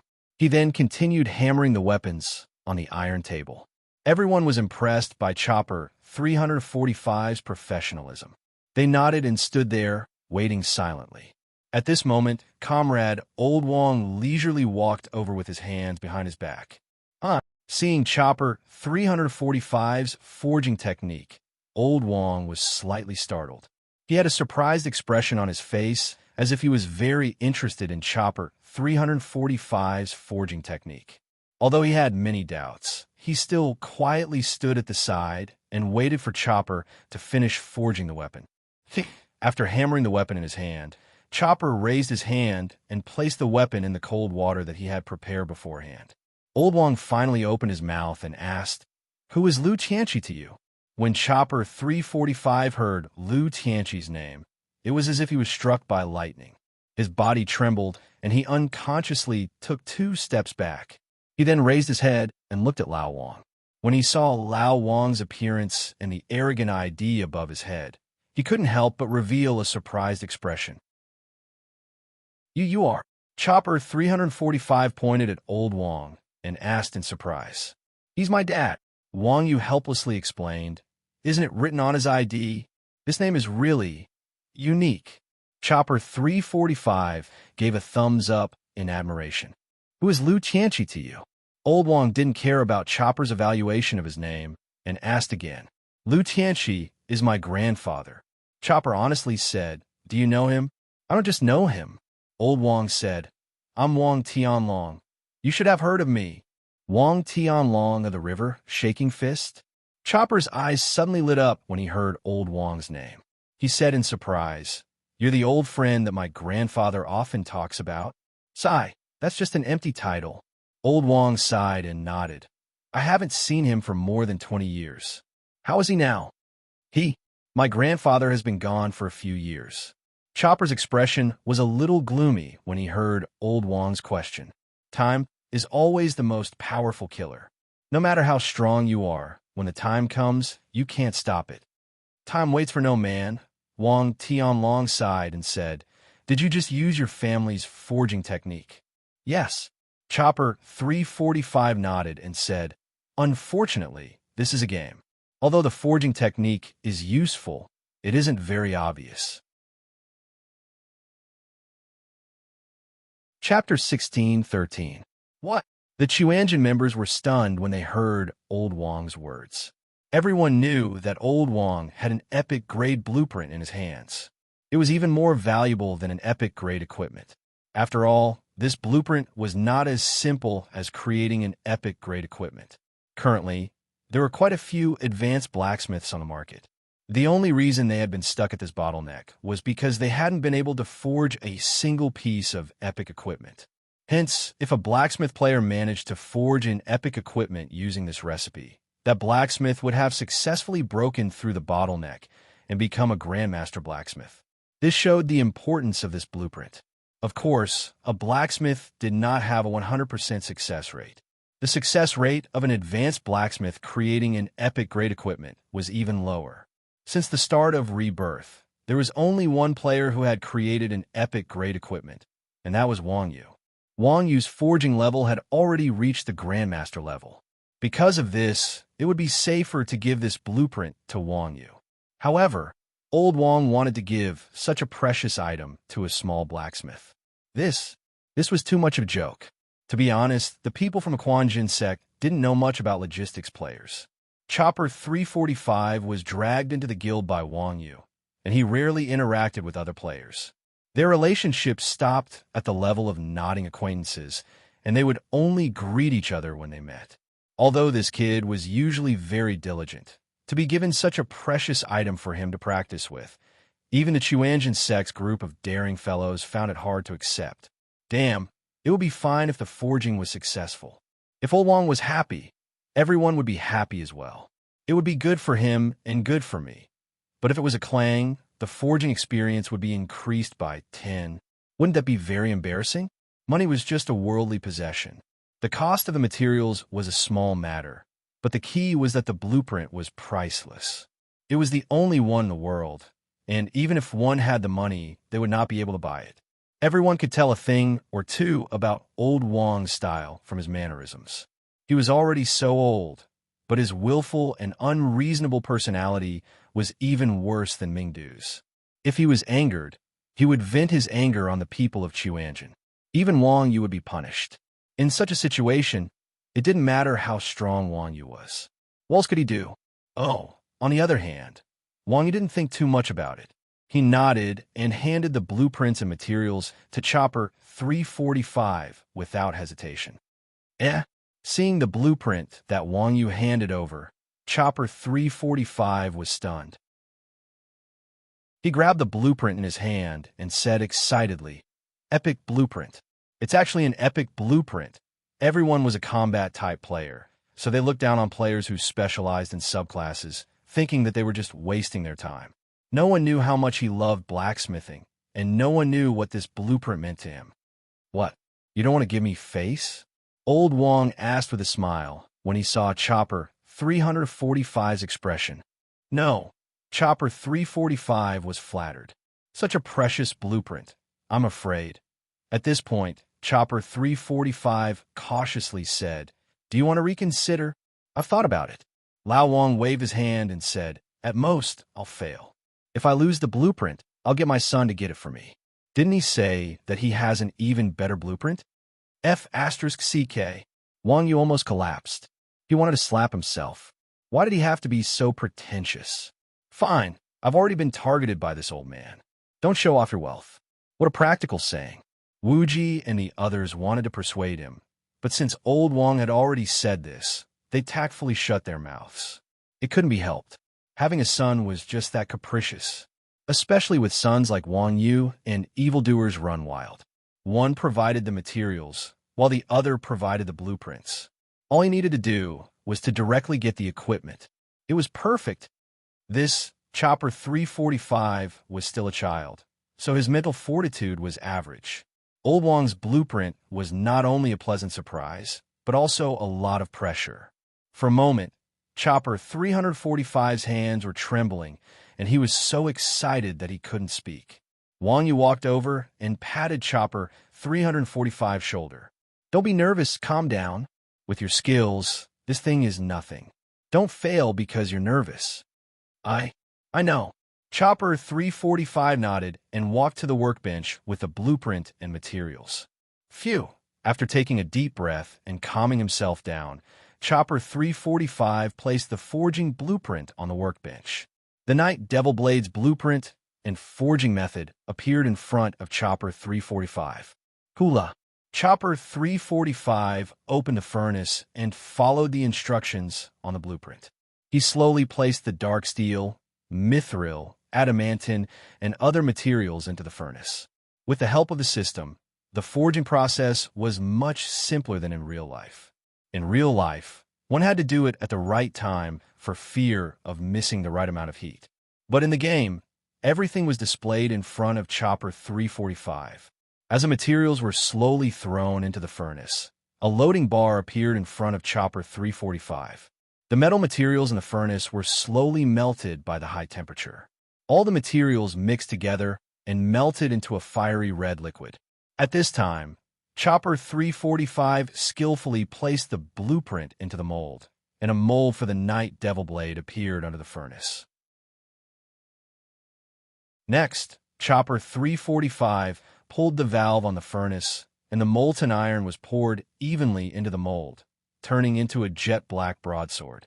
After that, Chopper 345 placed the black broadsword on the workbench, and then picked up the hammer and began striking it rhythmically. Ding ding, dang dang, ding ding ding. Pleasant sounds of hammering could be heard, and the broadsword on the workbench began to transform. Although they weren't blacksmiths, they had played the game for a long time and had a certain understanding of the blacksmith subclass. For blacksmiths, the forging process wasn't difficult with the help of the system, and the assembly process was relatively easier than the forging process.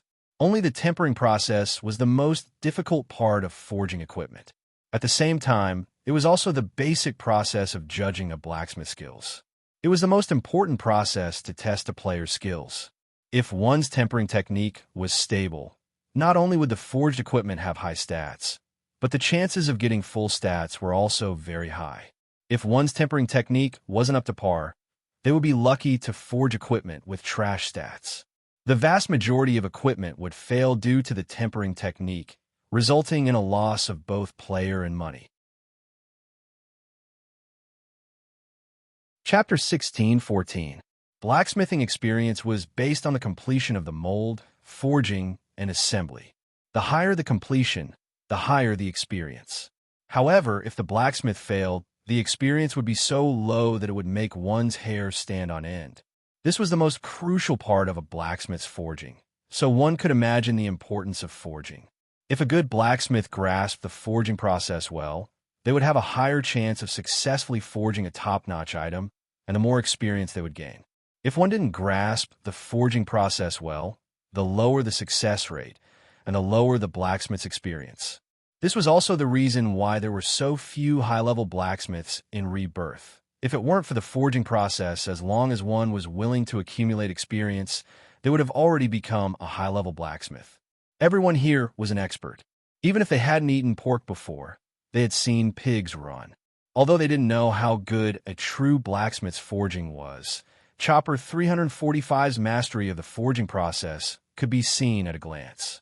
During the forging process, the more stable the rhythm and the more uniform the strength, the better. Chopper 345's hammers fell almost at the same time, and the strength of each strike was exactly the same. Even the layman from the Quanjin sect could clearly see the level of Chopper 345's skill.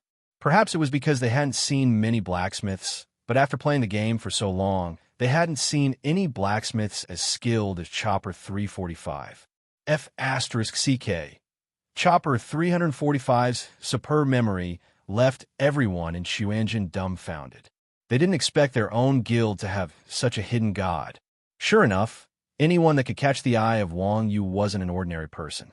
In fact, even Wang Yu couldn't help but be amazed by Chopper 345's forging skills. Wang Yu could also do this, but Wang Yu is a martial artist. Controlling strength and rhythm were basic skills. However, Chopper 345 was a blacksmith, yet he was able to do this. Who would have thought that blacksmithing was also a profound skill? Under Chopper 345's constant hammering, the big knife on the iron table slowly changed. From a black iron block, it gradually became glossy, and the blade gradually became clearer. The higher a piece of equipment's tier was, the longer the tempering process would be. Ordinary equipment could only be tempered 17 or 18 times. However, as an epic weapon, Night Demon's Blade was not something that could be easily tempered. Chopper 345 meticulously hammered the big knife on the iron table for a full 5 to 6 minutes. His sweat dripped onto the iron table, making a sizzling sound. The others stood at the side and didn't even dare to breathe loudly. They clenched their fists tightly and stared at the blade of the Night Demon on the iron table. Clang! After another 5 minutes, a soft sound came from the iron table. The broadsword in Chopper 345's hand emitted a faint purple glow. Training. Done. Success. Looking at the Night Devil Blade in his hand, Chopper 345 heaved a sigh of relief. The Quanjin members also clenched their fists in excitement. Chopper 345 picked up the Night Devil Blade and examined it closely. He quickly took out the handguard, hilt, and lock rings from the side and assembled the Night Devil Blade in one fluid motion. At the same time, Chopper 345 received a system notification. Congratulations, Night Devil Blade has been successfully forged. Chopper 345 looked at the Night Devil Blade in his hand and excitedly handed it to Old Wang. Old Wong took a look at the Night Devil Blade, and its attributes appear before him. Night Devil Blade, unappraised. Expert players had an inexplicable fondness for top-grade equipment, especially the Quan Jin members who were witnessing the creation of a godly weapon. They looked at the Night Devil Blade in Old Wong's hand and shouted, "What are its attributes? Quick, show it. Who has an appraisal scroll? Give me one." Old Wong asked. "I have one. I have one." Wuji took out a blue scroll and handed it to Old Wong. He didn't expect this bastard to have 2 appraisal scrolls on him. After receiving the appraisal scroll, Old Wong skillfully patted the Night Devil Blade. Pah! A blue light flashed, and the Night Devil Blade's pitch-black surface slowly faded away, revealing its true appearance. Although the Night Devil Blade was still jet black, it was glowing. There were no other patterns on a blade other than magical inscriptions, but it still exuded an extremely domineering aura. As the blue light faded away, a purple aura shot into the sky. At the same time, a golden light shone from Chopper 345's body. Then, a system notification appeared in the sky. System notification.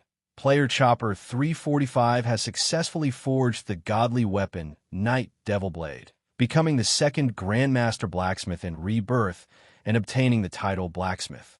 His achievements will forever be recorded in the history books. The announcement was repeated 3 times in a row. Chopper 345 stood there in a daze, as if everything was a dream. As a solo player, Chopper 345 was originally a wandering blacksmith in a blacksmith shop. Although he was skilled, he didn't have a powerful guild backing him, nor did he have a large amount of blueprints and materials to feed him.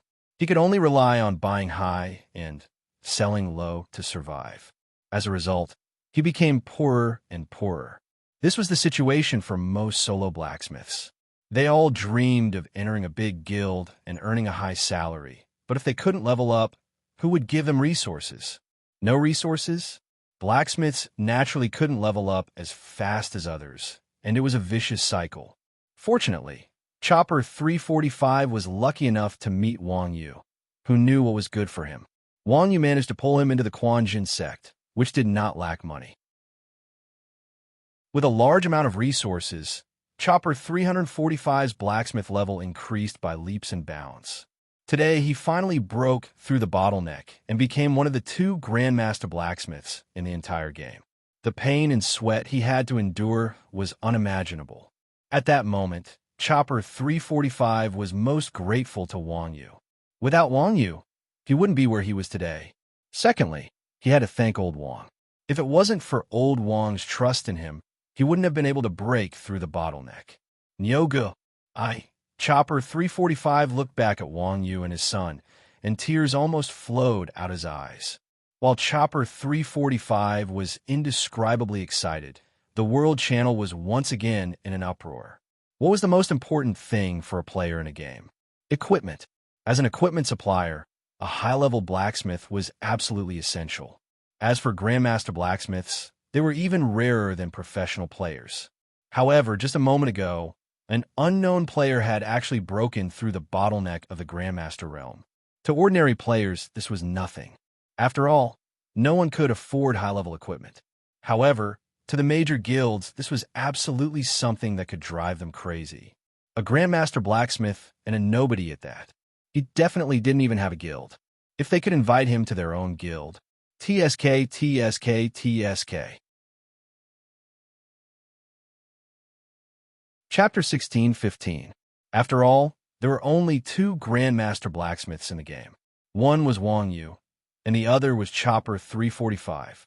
No one would even consider Wang Yu. Not to mention the fact that Wang Yu had joined Xuanjin a long time ago and was a core member of the guild.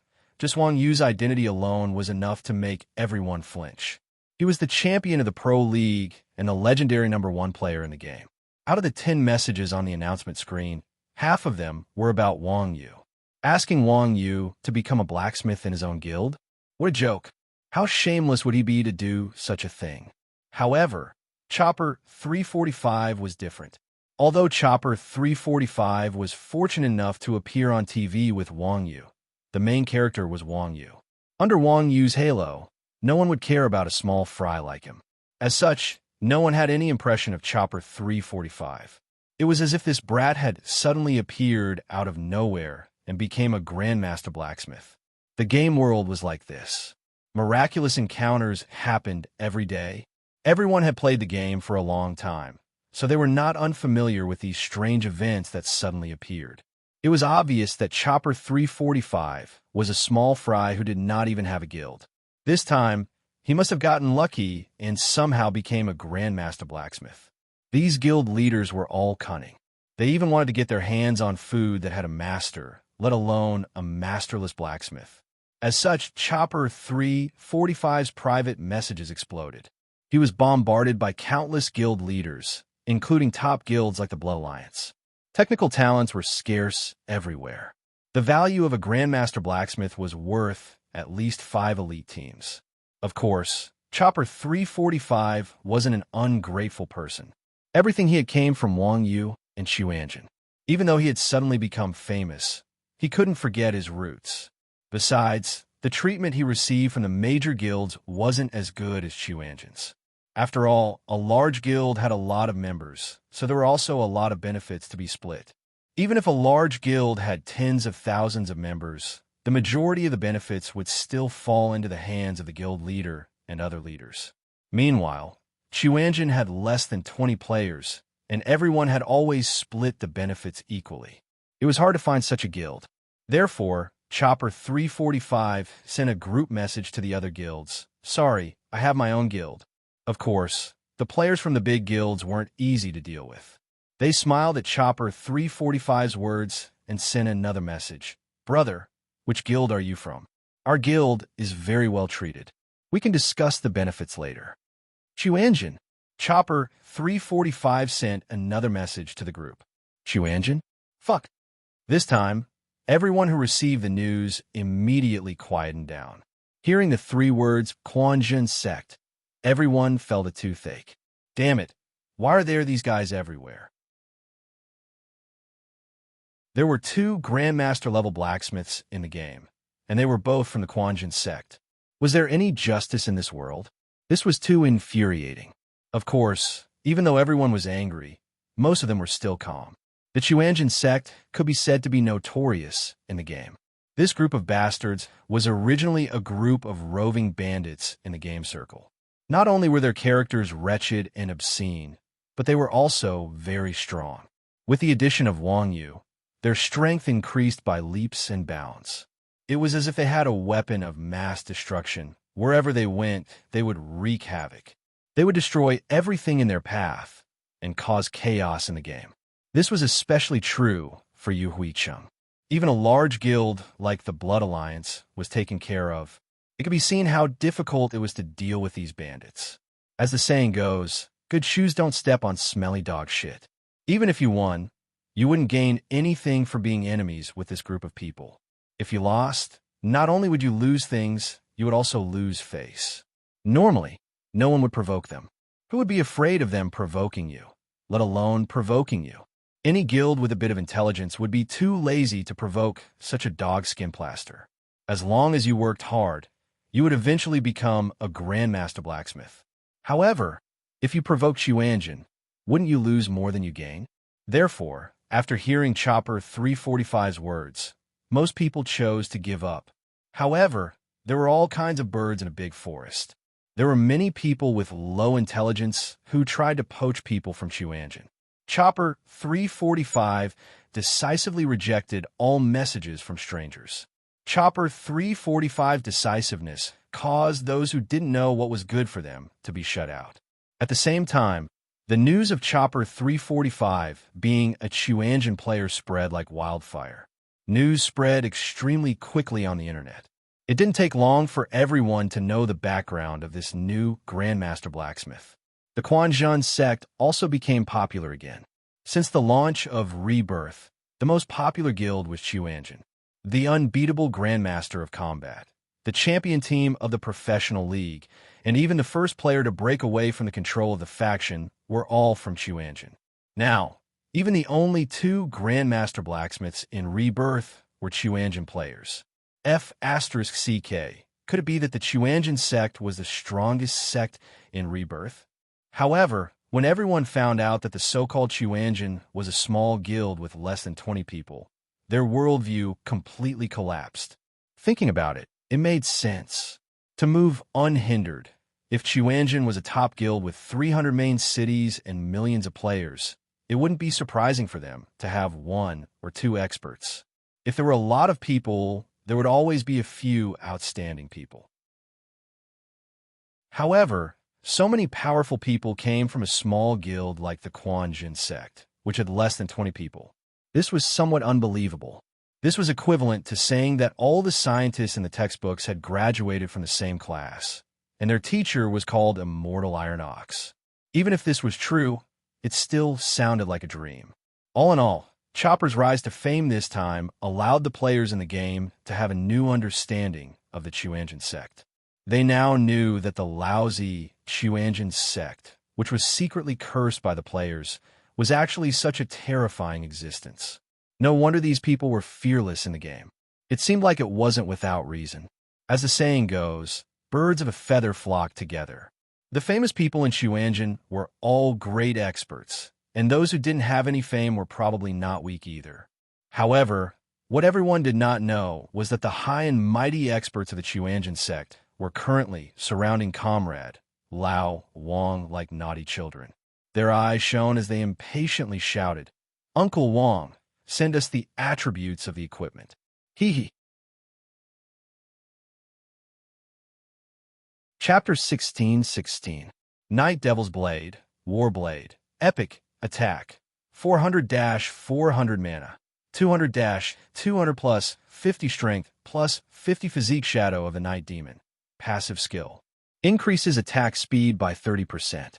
Has a certain chance to summon the Shadow of the Night Demon to assist in attacking the target, dealing double damage. Night Demon's Downfall. Passive skill. Every time the target is attacked, a Night Demon's Downfall will stack. Each Night Demon's Downfall increases attack power by 1%. Maximum increase is 50%. Night Demon's Fog. Passive skill. Releases a dark fog during battle, causing the target to be blinded. Night Devil's Hand. Active skill. Summons the Night Devil's Hand to assist in battle. When activated, Night Devil's Hand attack range is increased by 50%. Consumes 1% MP per second. Night Demon's Descent. Active skill. Consumes 50% MP to summon a Night Demon avatar to assist in battle. Lasts for 120 seconds. Cooldown, 3,600 seconds. Level requirement, 50 profession requirement. General item introduction. At the beginning of the War of Gods and Demons, Night Demon Raphael was beheaded by God Carrot. His soul was sealed in this blade and left in the hero's continent. Due to its violent nature, it has not found an owner for thousands of years. Epic skill, Night Demon / passive skill.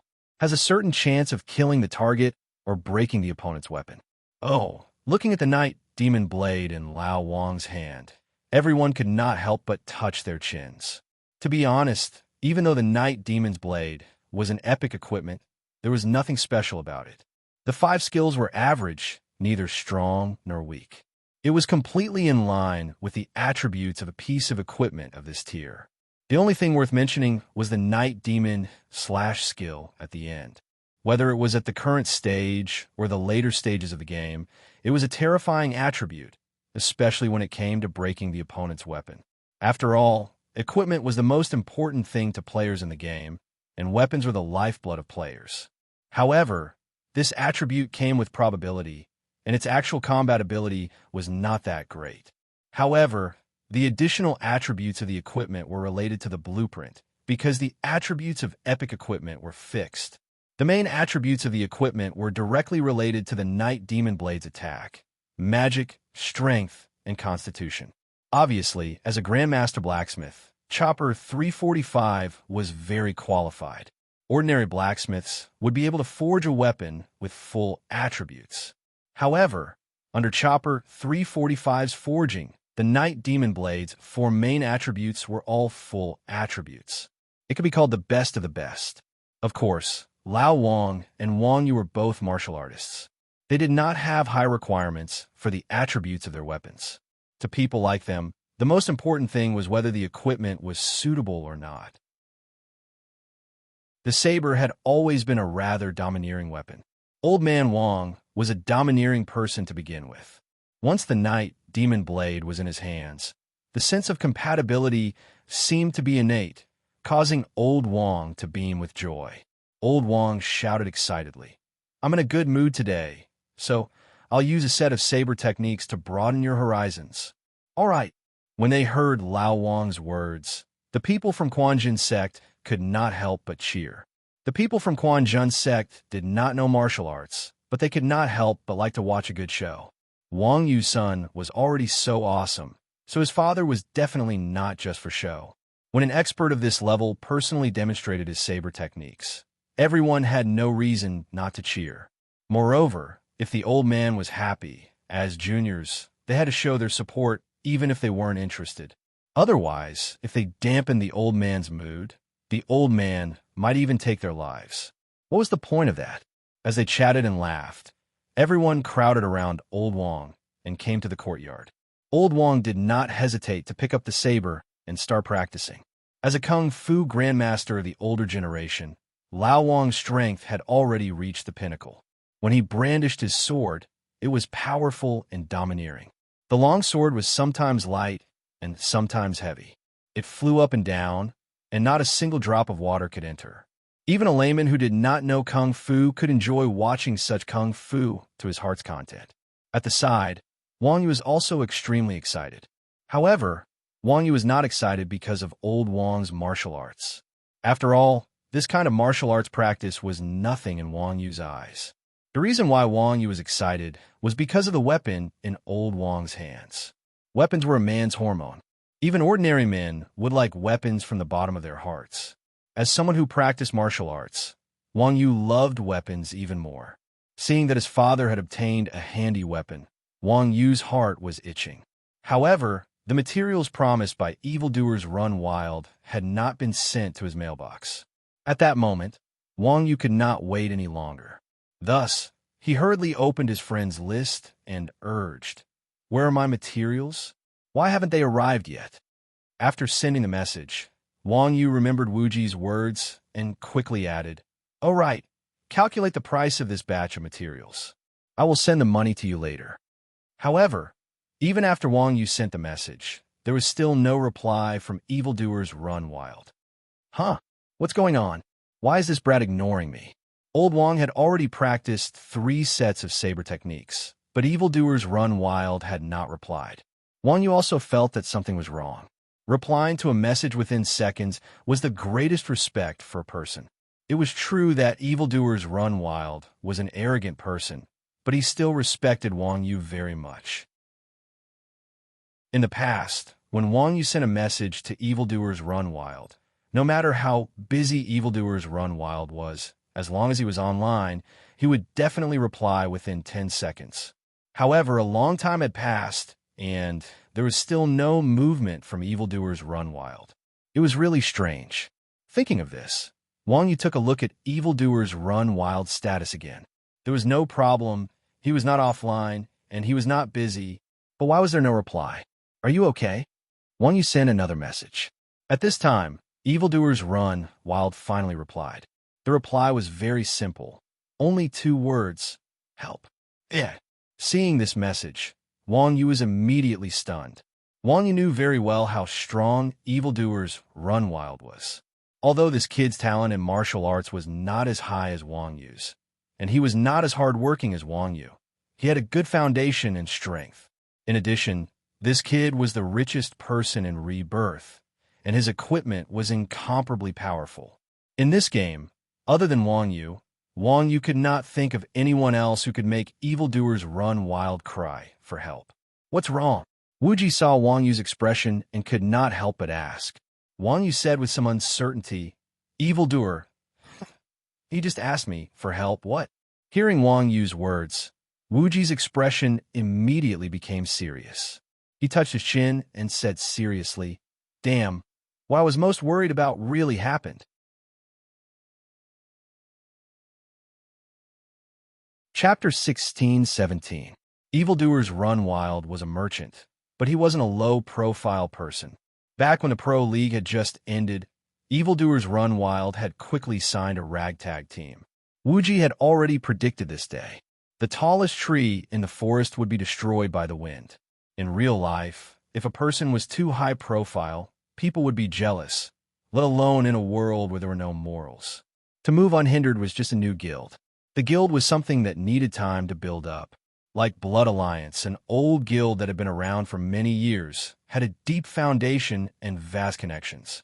They had to develop step by step and didn't dare to stand out too much. They were afraid of being seen as the first bird to stand out. Yet, Unhindered had risen to prominence at such a rapid pace. In less than a year, it had developed into a gigantic guild with over 1 million members. Just how frightening was this development? Back in the day, a single spark could start a prairie fire, but it didn't have such momentum. There was strength in numbers, but that was built on the foundation of everyone being united. Even the world's top guild, Three Fiend Village, at its peak, only had a few 100,000 players. Take a guild like Unhindered, for example. Even though the guild had over 1 million members in less than a year, the vast majority of players hadn't even seen what the evildoer rampage looked like, let alone a so-called corporate culture. A guild like that probably didn't even have the most basic sense of cohesiveness, let alone a united front. When the team was big, the hearts of the players would scatter. When the forest was big, what could there be? Even if Evildoers Run Wild paid them a monthly salary, would they be able to win the hearts of the players? Impossible. There were many rare ores of unknown origin on the market. It could be seen that people were greedy creatures. There were many players who would secretly steal from the guild and sell the good ores for themselves. Although this guild was called a guild, it was at most a mine for resources and wealth. Apart from the group of trusted followers who were monsters at the very beginning, the majority of the players in the guild were people who believed that as long as there was milk, they would be a mother. Without a solid foundation, the earth would shake. Evildoers Run Wild was a classic example of someone who took too big a step and pulled his balls. With a guild without any cohesion, wouldn't it collapse just like that? If Evildoers Run Wild kept a low profile, the other guilds wouldn't take the initiative to provoke such a paper tiger. However, Evildoers Run Wild was a high-profile player. It was only natural that others would target him. What was the situation with the major guilds in the game? Normally, everyone was happy and called each other brothers. But when something happened to someone, those guilds who usually called each other brothers couldn't wait to step on them. With Evildoers Run Wild's temper, he had definitely offended many people on a daily basis. To move unhindered, if something were to happen to him, the mastermind wouldn't even need to take action. The major guilds of the various major cities would rush forward and divide him among themselves. It had to be known that Evildoers Run Wild's business was quite big, but its business model was so simple and crude that it made people's hair stand on end. To put it bluntly, if you joined his guild and signed a contract that you wouldn't leave the guild, everyone would be able to develop the mines together. The more mines they handed over, the more money they would receive. Such a simple contract had no commercial nature at all. At most, it was a large workshop with Evildoers Run Wild as the workshop owner. Other than having the rights to develop the mines, Evildoers Run Wild as the workshop owner had no way of controlling his employees. This kind of business model was naturally full of loopholes. Hiring long-term workers, this was what landlords did before liberation. How many years had it been behind the times? Evildoers Run Wild actually knew that its business model wasn't working, but it couldn't be helped. Everyone was here to play the game, not to sell their bodies. If the terms were too harsh, naturally there wouldn't be many players joining their guild. If there wasn't anyone in the guild, in Rebirth, there were at least 100 guilds with more than 10,000 players in the 300 main cities. Without enough people, Evildoers Run Wild's mines wouldn't be as safe. This kind of business model was something that he had no choice but to do. Because of this, not only did Evildoers Run Wild's boss not have the means to control his employees, but in a sense, he was being controlled by his own employees. It wasn't easy for a guild like this to last until now. Of course, Wuji also knew that this was definitely caused by Wang Yu forcefully demanding materials, but this was just a fuse. To move unhindered after all, such a big bubble. Even if Wang Yu didn't burst it, when it swelled to its limit, it would burst on its own. To move unhindered then would definitely be like the Three Fiends village in the past, with many small groups with their own forces. It would definitely be more difficult to deal with then. To move unhindered now. However, it hadn't even been a year since it was established, and most of the forces in the guild hadn't matured yet. Being exposed by Wang Yu now might not be a bad thing. Where's old demon now? Wuji asked with a frown. I don't know. Wang Yu shook his head. He only said, help me, and didn't send me his coordinates. He's definitely surrounded by people now. It's okay. Wuji muttered to himself and turned to Spring, who wasn't far away. Brother Spring, use All-Seeing Eyes and check Evildoer's Run Wild's coordinates. All-Seeing Eyes was a common spell that could be learned from wizard mentors. It cost gold coins to accurately check the coordinates of specific players. It was a necessary skill for killing and robbing people. The disadvantage was that not only did it cost money to learn the skill, but it also cost a lot of gold coins for each level up. Everyone in Xuanzhen did bad things together, and learning it was a waste of money. Thus, only Spring had maxed out this skill. What's wrong? Spring seemed to have sensed something when he heard this. He said cautiously, can't we just ask him? Why do we need to spend money to look at his coordinates? Old Demon is being chased now. He doesn't have a time to send us his coordinates. Wuji said calmly. He's being chased? Although Wuji's voice wasn't loud, it reached everyone's ears. When they heard Wuji's words, everyone in Xuanzhen was shocked. They retracted their attention from Old Wang and said in shock, Old Demon has millions of underlings. Who dares to chase after him? Does he want to die? Oof. Wuji snorted coldly. So what if he has millions of underlings? Perhaps his millions of underlings are chasing after him? Who? So tragic? He's being chased by his own underlings? At that moment, Lao Wang couldn't feel everyone's gazes. He tactfully put away his sword and walked over. As he walked, he took pleasure in Wang Zhong's misfortune and said, he can't even control his own underlings. This grandson is really noob. What's the name of this idiot? If I have the time, I'll go and mock him. This old fellow loved to watch others make a fool of themselves. He really had no manners. Everyone was speechless when they heard this. Wuji cautiously said, this idiot is called Evildoer's Run Wild. Demon. Damn. Chapter 16-18. Then where is he now? Putting aside Lao Wang's character, he was still very concerned about his son. When he heard that Evildoer's Run Wild was blocked, he hurriedly asked, Hey. Wang Yu's face was full of black lines. I've been blocked so many times, but I've never seen you help me. How can you be so biased? Nonsense, Lao Wang said. What abilities do you have? What abilities does your younger brother have? Can he be like him? Furthermore, you have such a group of friends with unique skills. If you guys can't solve the problem, what can I do? Master Wang, you're right. Old cow, shut up. As soon as Lao Wang said this, Xuanzhen's group was instantly elated. After all, being praised as an expert by a fierce person like Lao Wang was still very useful. As expected, the older the ginger, the spicier it was. This Lao Wang was indeed an experienced person. Not only did his words fool the Xuanzhen dogs, but even Wang Yu was stunned and secretly delighted. It couldn't be helped. Who didn't like to be flattered? Wang Yu's lifelong wish was to surpass his father. Now that his father's meaning was obvious, Wang Yu naturally felt quite comfortable. At this time, Chun Xiang finally found Evildoer's Run Wild's coordinates and hurriedly said, I found it. Old Devil is now in Sinful City. Damn! Knowing that the evildoer rampage had run into the city of sin, Wuji's face immediately turned black. He sucked in a breath of cold air and said, Damn, this group of bastards wants to kill this old demon. What do you mean? Seeing Wuji's expression, Wang Yu asked in confusion. Wuji said confidently, It's obvious that they are trying to lure the old demon into killing them, and then kill him. This, after hearing Wuji's explanation, Wang Yu also reacted. What kind of place was Sin's city? In the city of Sin, no one cared if you killed or robbed someone. The guards in the city of Sin were just decorations. As long as you didn't harm the NPCs, the guards wouldn't care how many people you killed or how many PK points you gained. It was common knowledge that players had 5 PK points. If they encountered the guards within the city, they would have to stay far away from them. If they had 10 PK points, the guards would hunt them down within the city.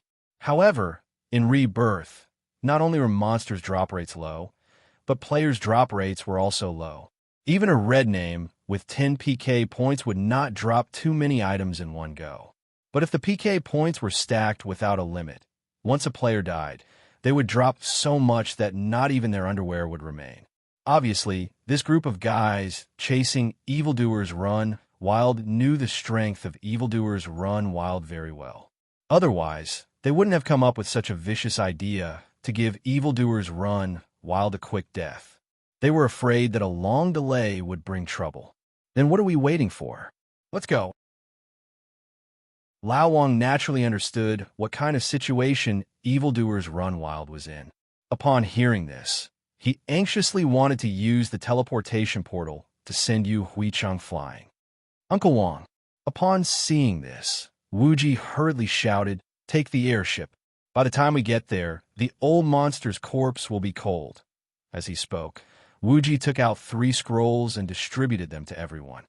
Luckily, I received a few more scrolls when I did the level 60 skill mission last time. Everyone took the scrolls and looked at them. Teleportation scroll coordinates Sin City. The few people who received the scrolls hurriedly tore the scrolls open, and 3 blue teleportation portals appeared in front of everyone. Each teleportation scroll could teleport up to 4 people. Xuanjin had 11 people, and Lao Wang had a total of 12 people, which was just right. Everyone immediately stepped into the teleportation portal. The scene changed, and they arrived at Sin City. Wow! As soon as they walked out of the teleportation portal, everyone was stunned. Damn it! Sin City was a desolate place, and the people there were extremely vile. Most people would not stay here.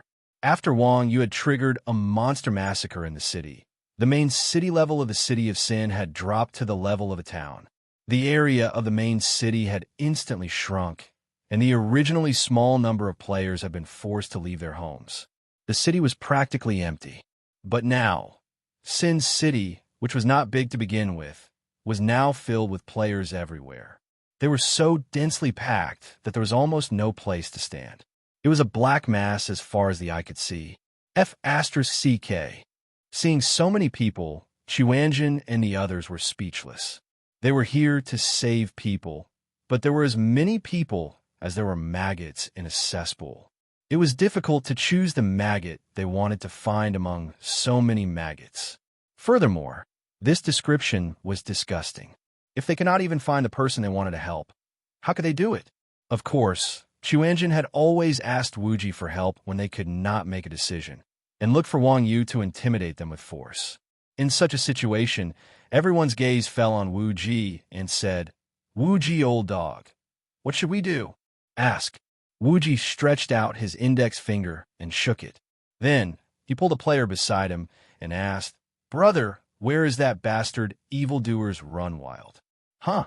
The player was stunned by Wuji's question.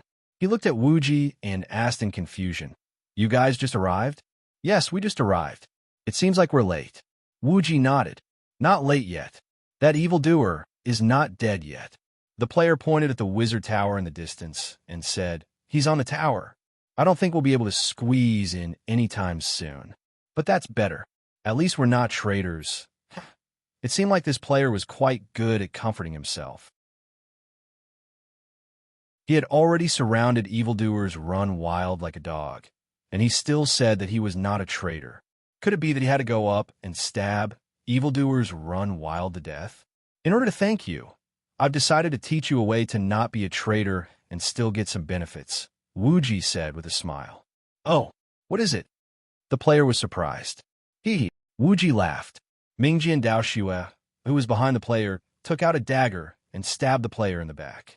Pooh! There was a flash of white light, and the player was sent back to the resurrection point. Before he died, the players seemed to hear Wu Ji say, "You're welcome. He's at the wizard tower. How we get there?" Looking at the vast number of players, Wang Yu frowned. There were at least tens of thousands of players in the City of Sinners. It was impossible to kill them one by one. After all, players could resurrect after they died. Moreover, killing people would cause too much of a commotion. If they were not careful, even Chuanjin's group would be killed. Flying over was actually a good idea, but it was useless with so many players. What was the use of flying to the innermost area? Wouldn't they still be surrounded together with evildoers run wild? There were tens of thousands of evil players. Even if Chuanjin was full of Wang Yu, it would be impossible to break through them head-on. "It's nothing." Hearing Wang Yu's question, Wu Ji was slightly amused.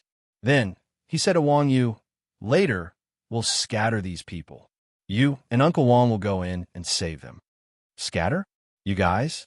Wang Yu was in disbelief. How strong were Chuanjin's people? Wang Yu knew very well that a mere 10 people wanted to scatter tens of thousands of players. Was he dreaming? Hee. Of course it's not us. Everyone fly up and copy me. Chapter 16-19. F***CK. What's going on? There were not many players with wings in Rebirth. When Wu Ji and the others suddenly spread their wings and flew into the air, it caused a commotion among the surrounding players. Everyone's gaze fell on Wu Ji and the others. At the same time, Wu Ji's holy light ball emitted an arrogant light. It swayed through the crowd and accurately landed on the guards who were watching the commotion not far away. When Chuanjin and the others saw this, they immediately understood Wu Ji's intention. They immediately used their long-range attacks and launched attacks at the nearby guards. This group of stubborn guards would not attack red names, but they would attack players who attacked NPCs. It was unforgivable for Wu Ji and the others to attack the guards. When they saw that someone dared to attack them, the group of guards immediately seethed with anger.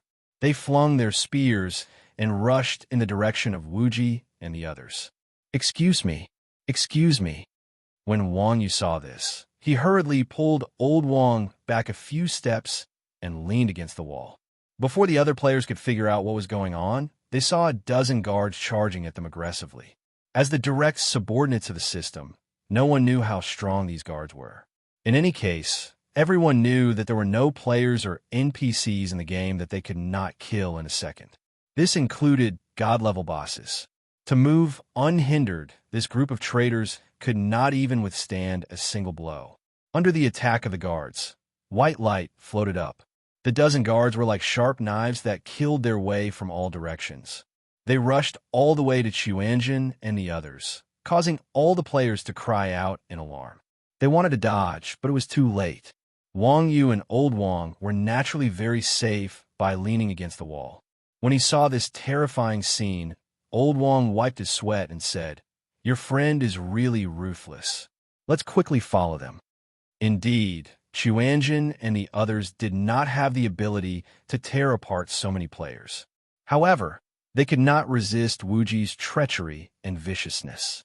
He had actually led a wolf into the house and attracted the guards with the ridiculous strength of the guards.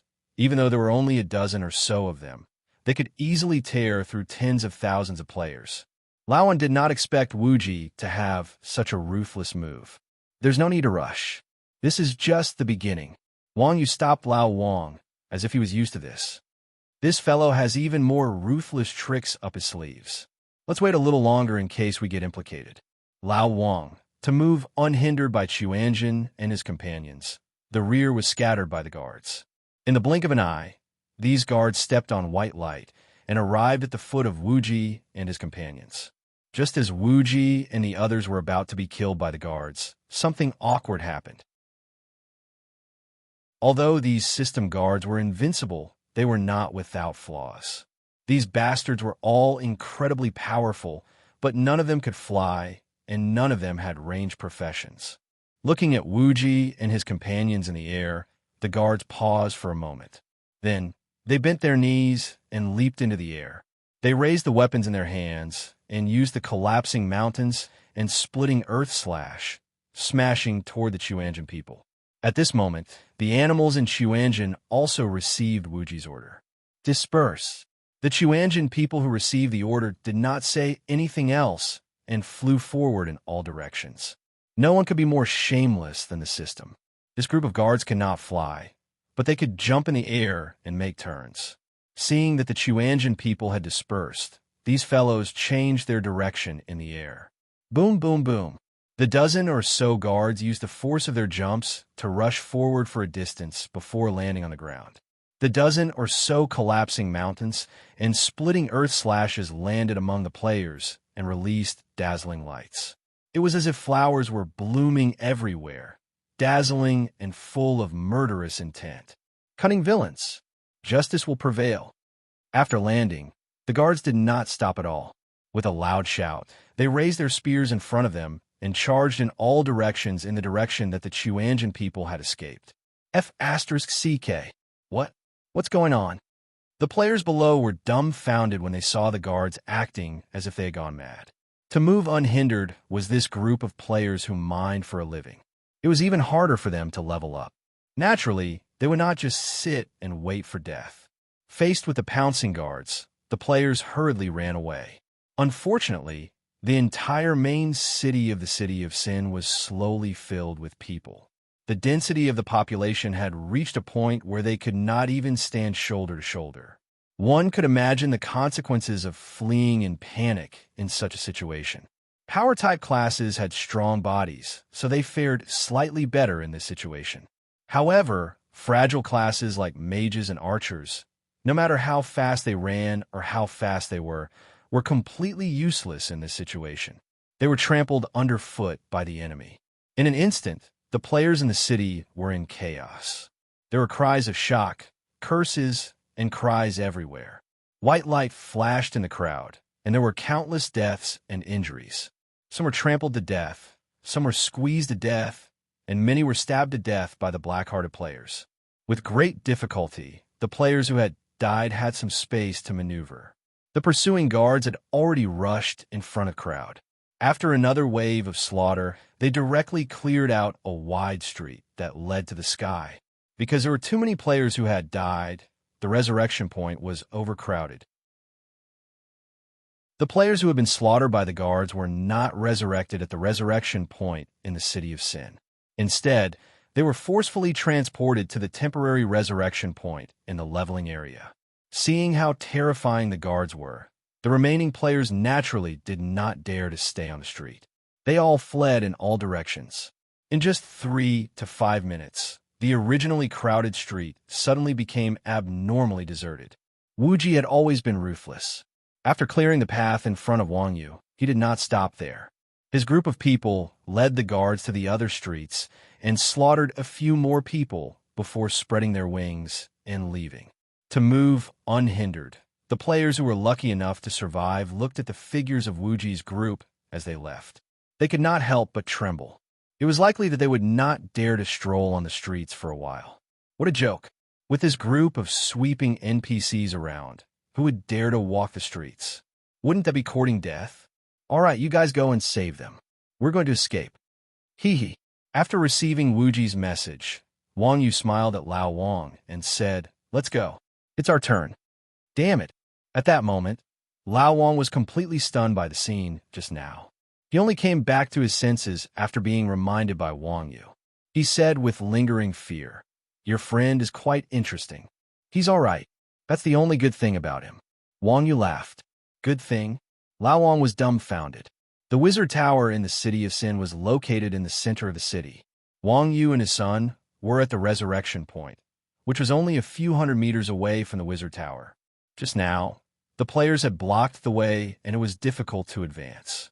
Now that the players blocking the way had been cleared by the guards led by Wuji and the others, it was naturally a flat plain.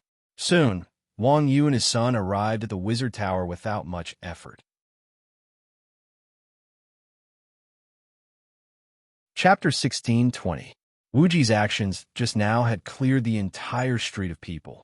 The outside of the wizard's tower was no exception. It was originally tightly surrounded, but now there was not a single person. Walking to the bottom of the tower, Wang Yu stretched out his hand and pushed open the door. Whoosh! At this moment, Wang Yu heard the sound of something breaking through the air. Everyone in the game knew how to send messages from thousands of miles away. Although the tower's door was tightly shut, the people inside the tower could still hear the commotion outside. Naturally, they were on guard against Wang Yu, who was outside. The moment Wang Yu pushed open the door, a thick and long arrow flew towards Wang Yu. F***CK. In the blink of an eye, Wang Yu immediately turned his body and stretched out his hand to grab the arrow. Wang Yu's skill at grabbing arrows had already reached the point of perfection. Not to mention one arrow. Even if there were 10 arrows, Wang Yu could easily grab them. However, what Wang Yu did not expect was that when his hand grabbed the arrow, a strange force suddenly came from the arrow. Whoosh! Whoosh! Whoosh! Caught off guard, Wang Yu was pushed 3 to 4 steps to the side by the huge force of the arrow. His face immediately revealed a shocked expression. Grim Reaper's left hand? There were tens of millions of archers in Rebirth, but Wang Yu had only seen one person with such domineering arrow strength, and that was the full-strength archer, Grim Reaper's left hand. That's not right. Grim Reaper's left hand is a fairly upright person, and he is very close to Chuanjin's people. He is also an expert under Blood Alliance, and he could be considered an old acquaintance of Evildoers Run Wild. At this time, there is no reason for him to join in the attack on Evildoers Run Wild. Could it be that other than Grim Reaper's left hand, there is also a strength-based archer? On this point, Wang Yu's guess was not wrong. There are all kinds of birds in a big forest. With hundreds of millions of players in Rebirth, it was reasonable to have 1 or 2 non-mainstream players. The archer in the tower was called World Domination. To move unhindered, he was one of the core experts. Although he was not the Grim Reaper's left hand, he was a full-strength archer, just like the Grim Reaper's left hand. However, at this moment, Stand Rule the World expression was even more exaggerated than Wang Yu's. Seeing that Wang Yu had not only dodged his arrow, but had even caught it in his hand, Stand Rule the World was dumbfounded, and his jaw dropped to the ground. To move unhindered was the largest guild in the game. The players in the guild were all rich and powerful. To move unhindered was one of the core experts in the guild. Naturally, his strength was extraordinary. To move unhindered was a business guild, and World Domination was a very low-profile person. Others might not know how strong this guy was, but World Domination was very clear about it, especially the arrow that World Domination had shot just now. Not only had he used a specially made arrow, he had also used a knockback skill. At such a close distance, even a fierce person like Evildoers Run Wild would have to dodge. However, this guy in front of him, who looked exactly like Evildoers Run Wild, had actually extended his hand and caught it. F***CK. Don't look at how World Domination and the others were traitors. They had absolute approval of Evildoers Run Wild strength. Otherwise, they wouldn't have made such a big move to surround Evildoers Run Wild. Evildoers Run Wild was already so strong. This person in front of him was clearly stronger than Evildoers Run Wild. What kind of monster was this? Could it be? Thinking about this, World Domination asked in fear, "Is that Guru Iron Ox outside the door?" Although World Domination wasn't one of the confidants who had mixed with Evildoers Run Wild from the start, he was still an expert who had relied on his strength to become a core player of a large guild. To move unhindered was naturally an expert like Evildoers Run Wild. The only person who had defeated Evildoers Run Wild was the legendary Guru Iron Ox. It was said that the two of them had a close relationship and looked exactly the same. The person outside the door was undoubtedly Wang Yu. When old Wang saw that Wang Yu had been shot by an arrow, he was rather angry. After all, Wang Yu was his masterpiece. He couldn't bear to see Wang Yu being repelled by a normal person with an arrow. When he heard someone talking inside the tower, old Wang didn't wait for Wang Yu to reply and interrupted, "Stop talking nonsense. We're here to pick up Evildoers Run Wild. If you know what's good for you, let him out." Whoosh! However, just as old Wang finished speaking, another arrow flew out from the door and headed straight for old Wang's face. Compared to the Wang Yu and Wang Yu, who were the #1 experts and the leader of the #1 guild, old Wang was relatively low-key. Naturally, the people in the sect didn't recognize him. If this was said by Wang Yu, world domination might have hesitated. The number one expert in the world was worth world domination's hesitation. But who did this orc think he was? How dare he point at the door and make a ruckus? World domination obviously wouldn't let him off. He immediately knocked an arrow and shot at Old Wang. Back then, Old Wang was notorious in the Kung Fu circle. He had enemies all over the world. Such an arrogant person definitely had more battle experience than the Wang Yu and Wang Yu put together. Seeing the arrow fly towards him, Old Wang didn't dodge. Instead, he pulled out his right hand from his waist. Clang! Following a soft sound, a black blade flashed. World Domination's arrow was immediately split in half by Old Wang's blade. What did it mean to be old but vigorous? What did it mean to be old but spicier? Old Wang's interpretation was incisively and vividly. Seeing Old Wang's blade, Wang Yu couldn't help but be startled. At such a close distance, he was able to accurately strike the center of the arrow with one strike. The swiftness of the strike and the precision of the strike had already reached perfection.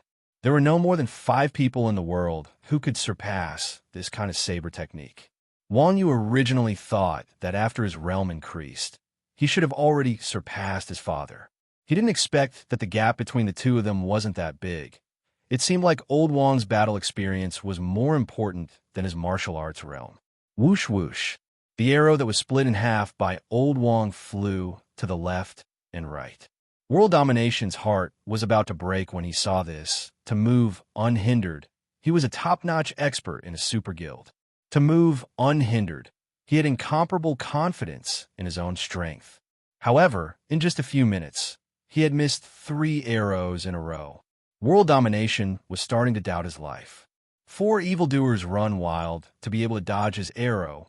World Domination didn't feel wrong because he knew how abnormal evildoers' run wild strength was.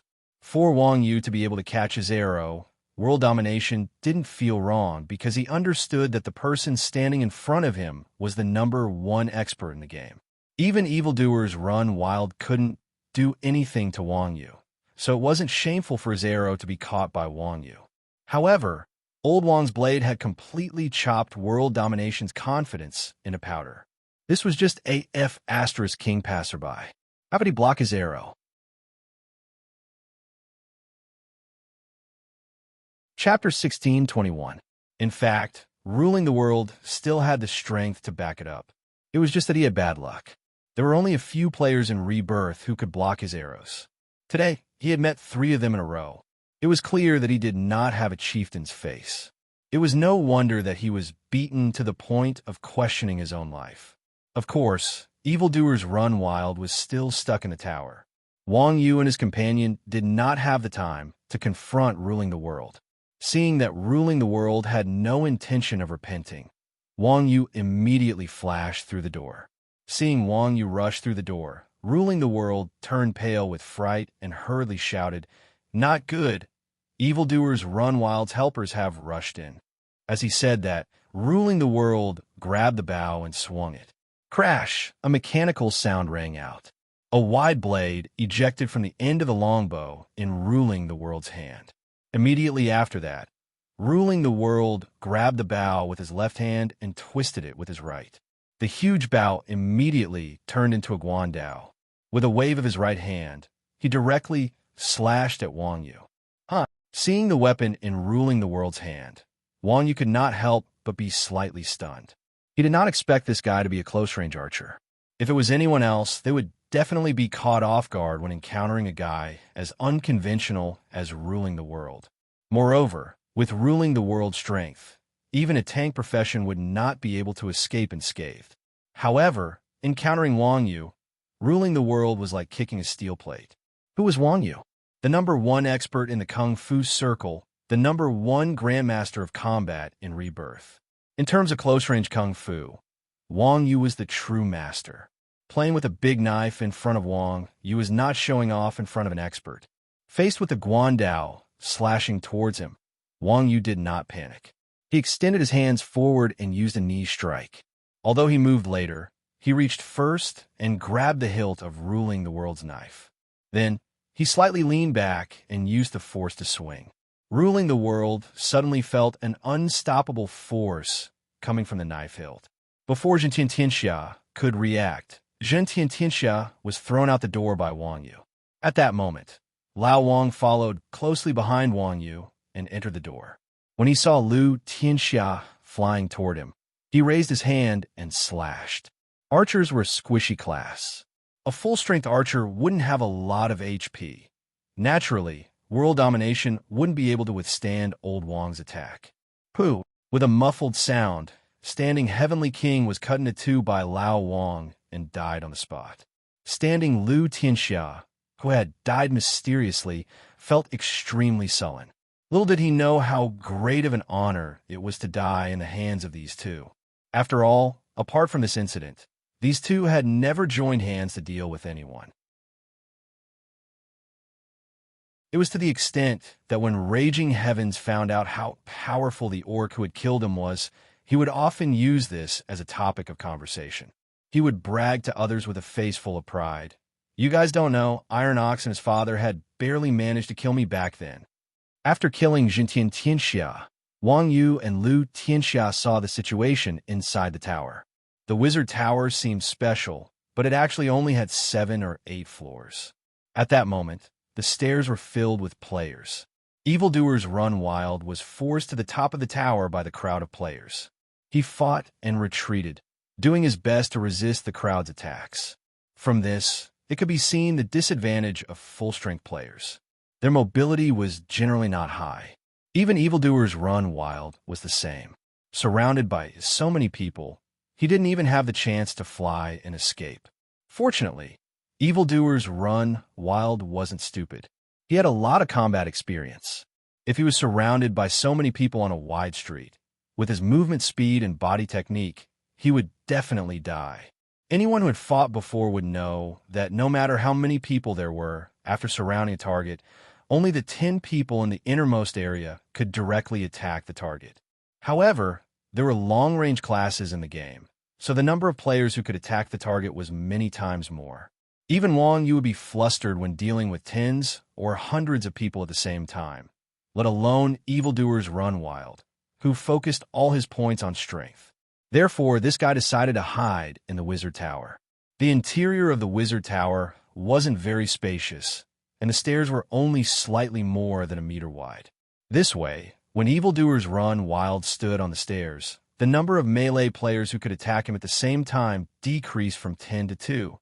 The stairs were on high ground. If Evildoers Run Wild stood on high ground, it would cause the long-range players to lose their jobs. Therefore, the number of players who could attack Evildoers Run Wild at the back would decrease sharply. Faced with such a pursuit, Evildoers Run Wild could still handle it. However, when Evildoers Run Wild entered the tower, he had neglected the Warlock, a control class. Although there were few Warlocks among the pursuers, they were extremely fatal at this time. After all, the space on the stairs was narrow, and the Warlock's Distortion and Dark Boundary were area of effect control skills. Faced with this kind of control, a strength-based player like Evildoers Run Wild naturally couldn't move as skillfully as Wang Yu. Once he was controlled, he would still lose his life. The Warlock's control had a diameter of 5 meters, and the stairs were only 1.5 meters wide. Evildoers Run Wild couldn't dodge left or right, and could only retreat step by step. Now, under the Warlock's control, Evildoers Run Wild was being forced to the top of the tower by the pursuers, and it looked like he was going to die. Lao Wang was an extremely protective person, and Evildoers Run Wild was one of Lao Wang's favorite days. At that moment, when he saw Evildoers Run Wild being surrounded and beaten up, Lao Wang was instantly enraged. He couldn't help but snort coldly and scold. "Second brother, just you wait. Your brother and I will go up now. Damn, who gave these bastards the guts to do this?"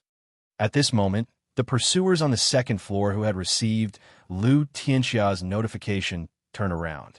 When they heard Lao Wang's words, everyone thought that there would be many helpers downstairs. However, when they saw Wang Yu standing in front of the door, they couldn't help but be stunned. There were only 2 people. Were they considered helpers? What kind of joke was this?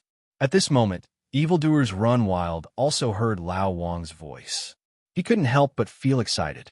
He casually threw a player downstairs and shouted, "Father, boss, you're finally here." Father? When the pursuers heard this, they couldn't help but laugh. They all said that Evildoers Run Wild was an unrivaled hero. They never thought that he would call his father out at this moment. Was he trying to take advantage of his seniority? This wasn't a fight between children. Who cared about him?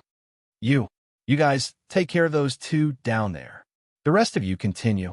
At this moment, the leading knight player pointed at Wang Yu and gave orders to the few warrior players behind him. The warriors received the order and leaped in front of Wang Yu. In the end, they were players who came from mining. They didn't care about what was happening outside of the cave and only thought about mining materials. They didn't even know who was standing in front of them and dared to step forward. Damn it. It was understandable that they didn't recognize Lao Wang, but Wang Yu was the champion of the professional league and a legendary ruthless person. How could they not recognize him?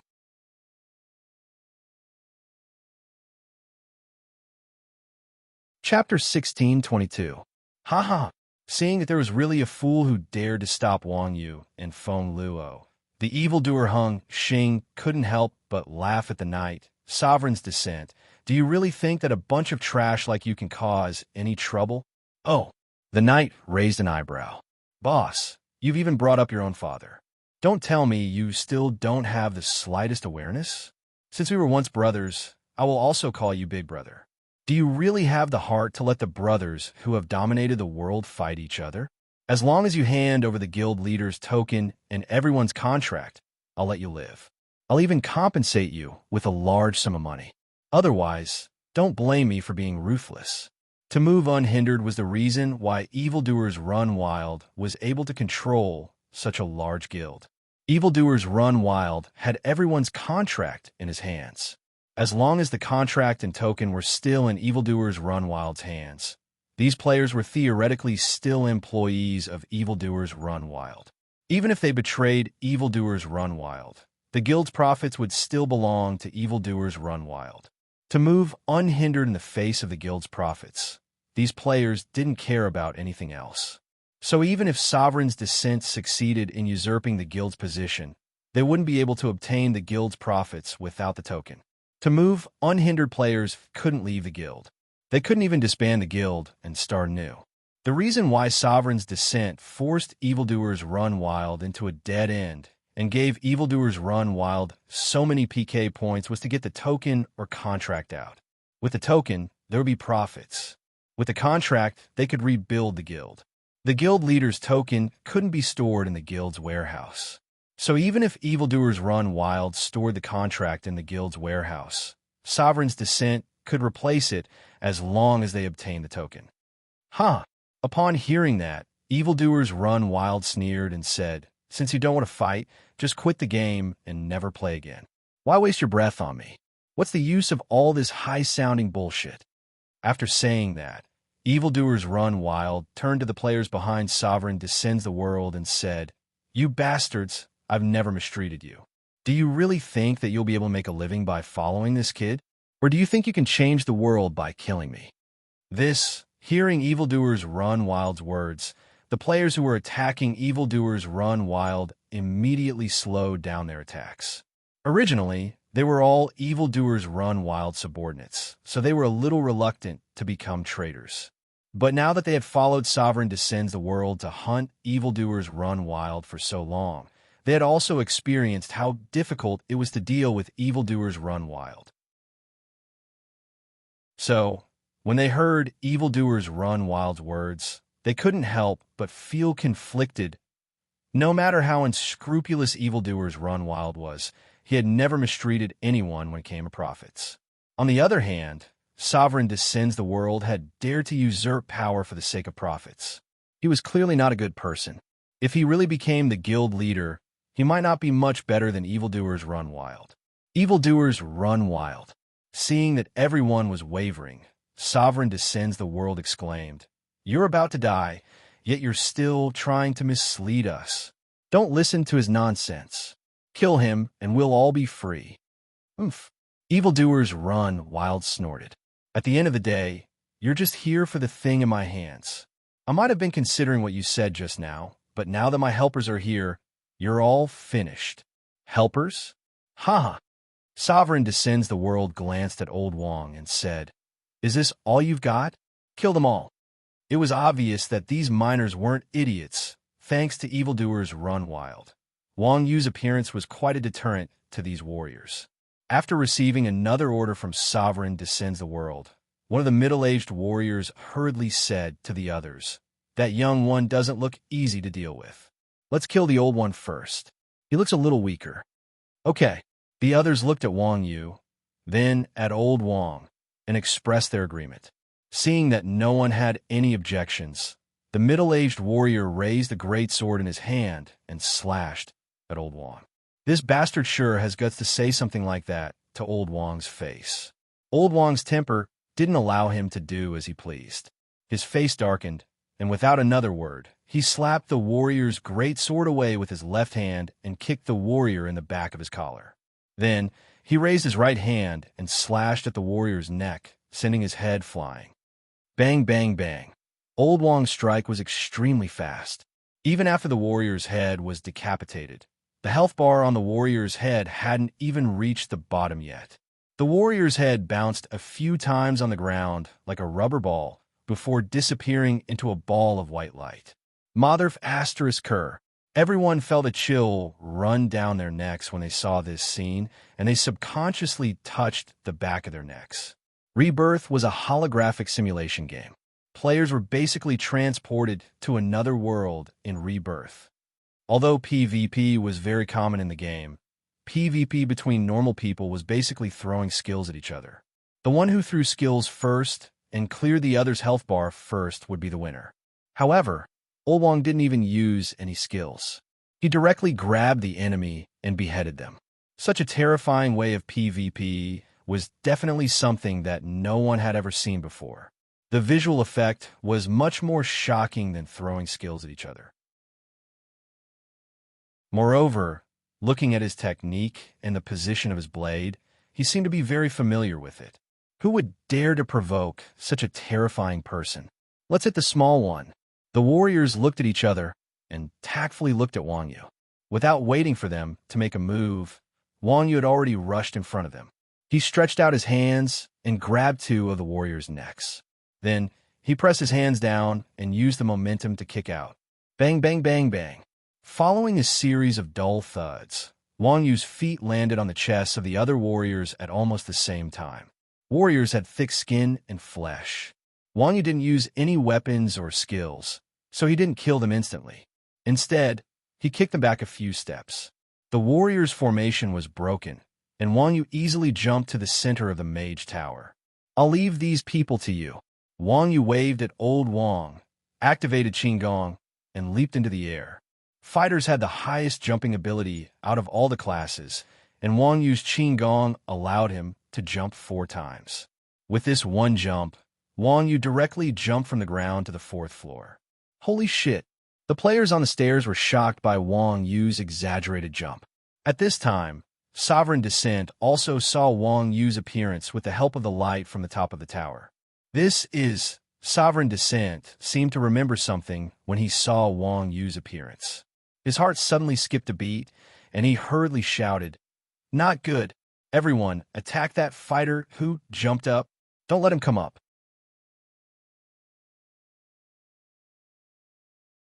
Chapter 1623.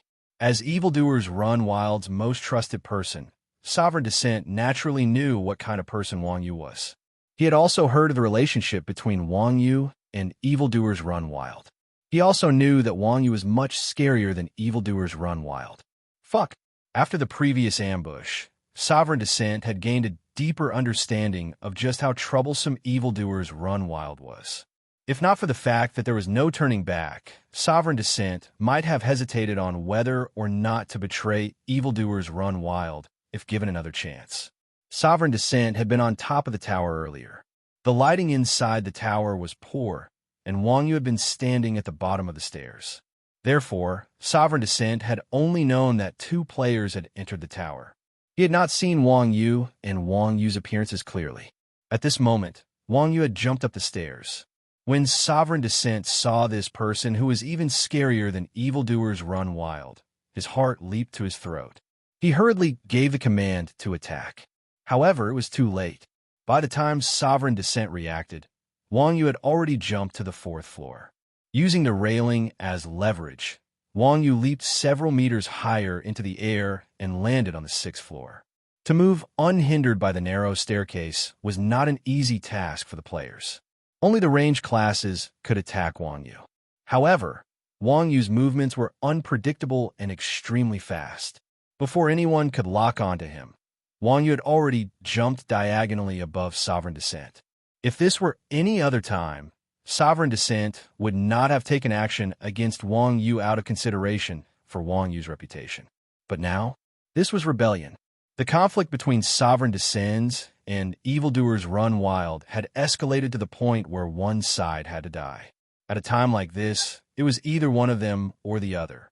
The fact that Sovereign Descends dared to rebel against evildoers run wild meant that he was a courageous person. There was no way he would just sit and wait for his death. Sovereign Descends the world steeled his resolve when he saw Wang Yu jump above him. He slapped his scepter with his left hand, and with a flash of golden light, the scepter in his hand transformed into a crusader shield. He raised the shield, and a golden shield phantom smashed towards Wang Yu. Holy Shield Impact. It was a paladin's signature crowd control skill. Its effect was similar to a shield warrior's shield bash. Both had a fainted effect. The only difference was that Holy Shield Bash had a longer range and could be used as a ranged attack. Bang! The shield phantom suddenly doubled in size as it flew towards Wang Yu. At the same time, a disdainful smile appeared on Sovereign Descends the world's face. He sneered disdainfully. What the hell is this? You think you're an expert? You actually dare to attack a paladin in midair. It was obvious that Sovereign Descends the world was no weakling. His grasp of timing was quite accurate. His opponent was in midair, and it was difficult for him to move. Under normal circumstances, a crowd control skill would not miss its target. Of course, it also depended on who the opponent was. Using this skill against Wang Yu was basically useless. Just as the shield phantom was about to smash into Wang Yu's face, Wang Yu leaped a meter to the side, and the shield phantom brushed past him. This is impossible. Sovereign Descends the world was stunned when he saw his sure-hit attack being dodged by Wang Yu. The smile on his face gradually froze before Sovereign Descends the world could recover from his shock. Wang Yu had already descended from the sky and sent a palm strike towards Sovereign Descends the world's face. Sovereign Descends the world was momentarily dazed. Could this be the legendary palm strike that descended from the sky? In a daze, Sovereign Descends the world subconsciously lowered his head and bent his waist. At this time, Wang Yu had already landed above Sovereign Descends the world. Seeing Sovereign Descends the world lower his head, Wang Yu bent his right hand into a claw and grabbed the hair on the back of Sovereign Descends the world's head, yanking him upwards. Sovereign Descends the world was standing at the edge of the stairs. When he lowered his head, half of his body was already outside the handrail. Being grabbed by Wang Yu like that, one could well imagine his fate. Ayaya! Sovereign Descends the world let out a blood-curdling scream as he fell headfirst. On the other hand, Wang Yu used the force of his hand to somersault in the air and landed steadily on the stairs. As a heavy armor class, Sovereign Descends the world's weight was quite heavy. The 6-story tower was at least 17 to 18 meters high, so the commotion caused was quite spectacular. Kaboom! Following the loud sound, everyone in the tower felt as if the ground was shaking. As the person in question, Sovereign Descends the world's HP bar directly dropped by half after being thrown onto the ground. Swoosh! Everyone's gaze in the tower was attracted by Sovereign Descends the world. Looking at Sovereign Descends the world's, but facing the sky, everyone forced themselves to hold back their laughter until their faces turned bright red. This time, Sovereign Descends the world's face had truly fallen to the ground. He used both his hands to push himself off the ground and pulled his head out. Then he climbed up in a sorry state and pointed at Wang Yu, cursing loudly. F***CK your father. Have a good trip. Take care. Hearing this, Wang Yu and evildoers run wild cup their fists at Sovereign Descends the World in admiration. Sovereign Descends the World was dumbfounded by the two of them. Just as Sovereign Descends the World was in a daze, a large sword stretched out from behind Sovereign Descends the World. The light of the sword flashed, and Sovereign Descends the World's head was directly sent flying. Thump! The light of the sword was extremely fast, and even after Sovereign Descends the World's head was cut off, Sovereign Descends the World was still alive. The moment his head turned around, he saw a tall and sturdy orc with a long sword in his hand, standing behind him. Who else could it be but Old Wang? Hey Slash! Old Wang spat at Sovereign Descends the World's corpse and said in disdain, "What a shameless, boastful fellow."